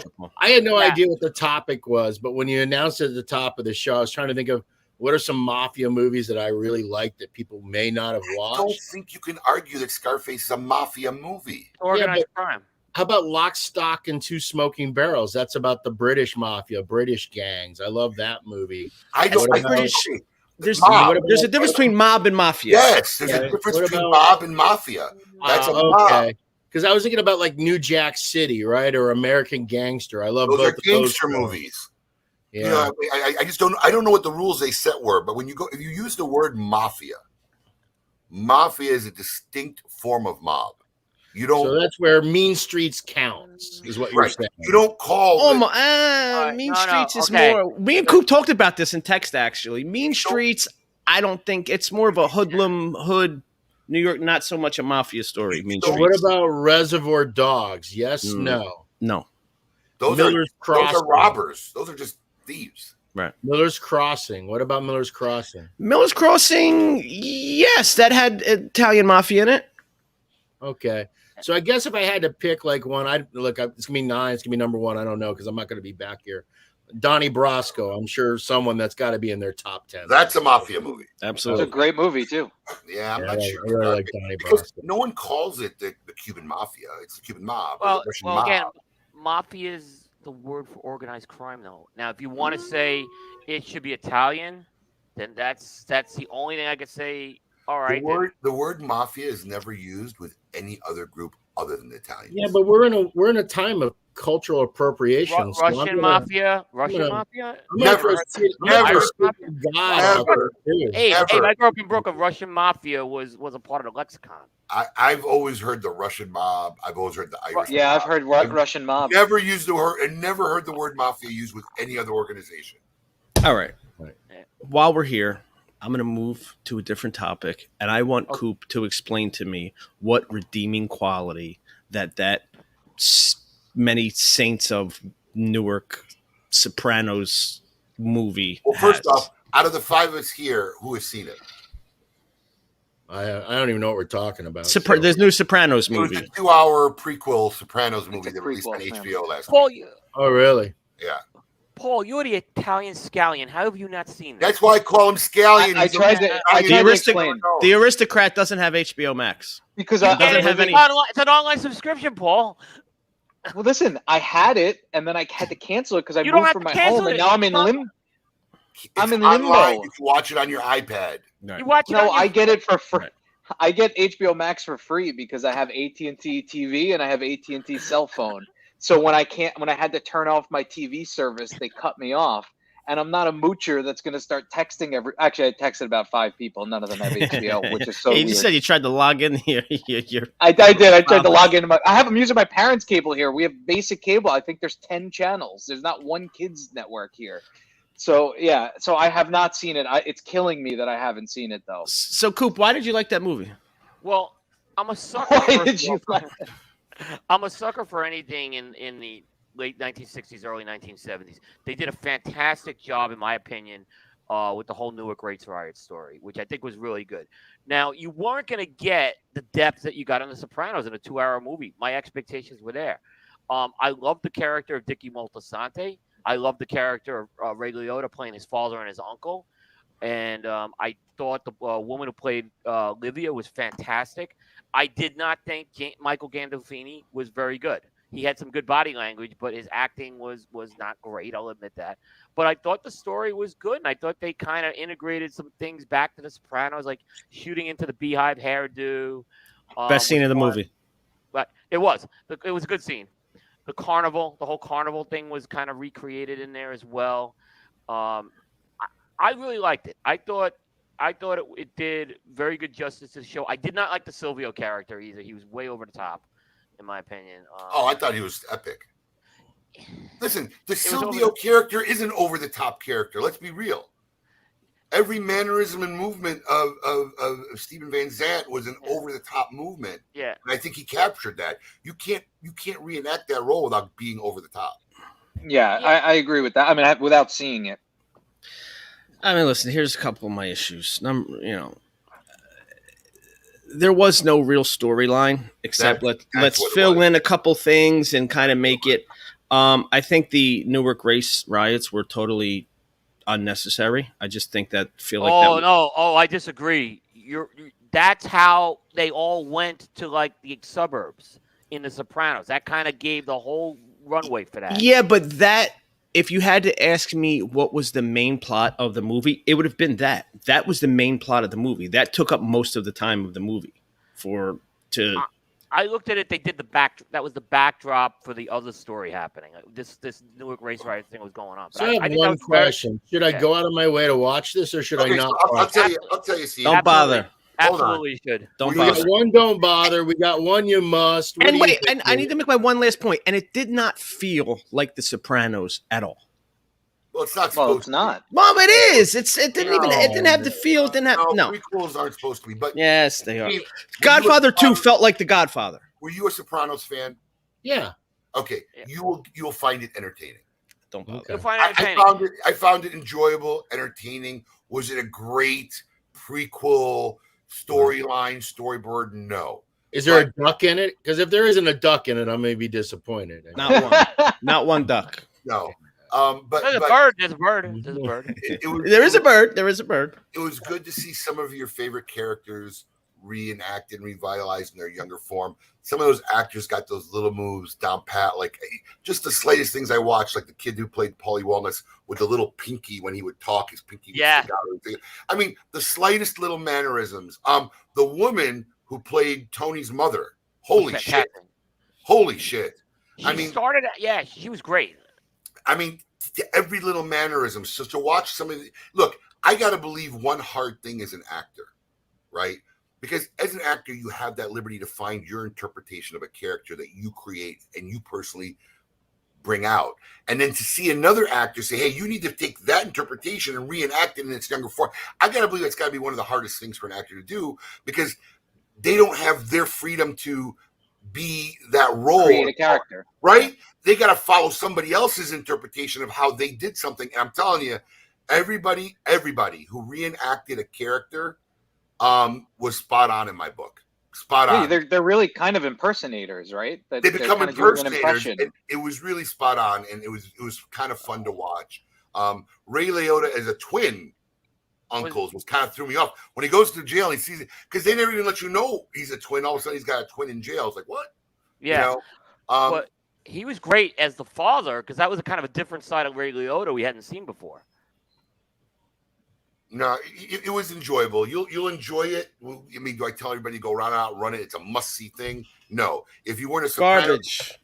If you weren't a garbage. Soprano, Wow, complete garbage, huh? Whoa. Garbage. Listen, Quentin has a lot of opinions today, but I don't know if I can trust the opinion of a guy that doesn't pay his debts. Oh, man! Let me tell you what is a great movie though that just came out recently that I watched. There is a movie called Lansky, starring Harvey Keitel. Coop, you would like this. Have you watched it as an old Harvey Keitel? Yep. Great movie. Great movie. Yeah, great. This is an old Meyer Lansky telling his story while he's in Miami. I watched that on a plane to Vegas when we went to the trade show. Great movie. I'll tell you what was a strange movie that I have. You watched the Capone movie with Tom Hardy? That was just kind of like strange. It was a strange, like old delusional Al Capone as he was dying. But Lansky, great movie to watch. I heard Lansky's good. I got to see that one. Yeah, it was a good one. No, Lansky was good. I really, really enjoyed it. Very well. Wow, Alan Rubin, Sopranos is an overrated TV show.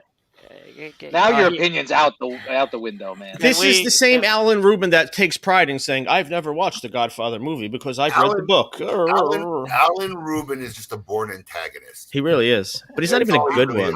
Oh, Jesus. Vincent Michael Benetti is a better antagonist than Alan Rubin. Sopranos is an overrated show. Well, do you guys actually have like viewers and like listeners that actually listen to this every I don't week? think we have viewers or listeners. Who knows? We had almost about 80 people on all. Yeah, and we got about 15, 20 sitting out front watching. Yeah. Thank God for them. Otherwise, they all feel like they're every one of them. Oh man, this makes it fun. Listen, we hope. Thank you for joining us, Steve. I know you had a busy schedule. I know you were on last night. You got up early. You probably could have used a few extra hours of sleep. Coop, as always, thank you for your contribution. And thanks to all our fans and loyal listeners out there. We hope we entertained you for a few hours on another Saturday morning. As I like to say, it is the best way to start your Saturday. Two things next week. There will be not a new commercial from Balder Crocco. For Bonner Wines, and we will have a best of because I will be in Chicago next week. So we will see you all back in Chicago. See, never get me. See, we will see you back in 2 weeks. But also, I wanted to share with everybody that we have been talking with Martin Cove, and I think Martin Cove is going to come on KMA, hardcore cigar guy. Going to be coming on. Do you know who Martin Cove is? Are you looking down at me? I feel like he was looking down at me. Oh, look at everybody. You know who Martin Cove is? Oh, yeah. No, I don't. John Kid. Karate Kid, Cobra Kai. Yeah. Yes, I do know who he is. Yeah, the bad sensei. So I think we're going to have him on KMA. So Pac-Man and Lacey, too. Is this a Vinny special? It's a Vinny special. Vinny, once in a while. It's a Vinny special. So we'll be having him hopefully on KMA very soon. And that's going to be a very fun interview because I grew up watching the Karate Kid and I actually love Cobra Kai. So it'll be fun. And until 2 weeks, everybody, have a great weekend and keep it lit.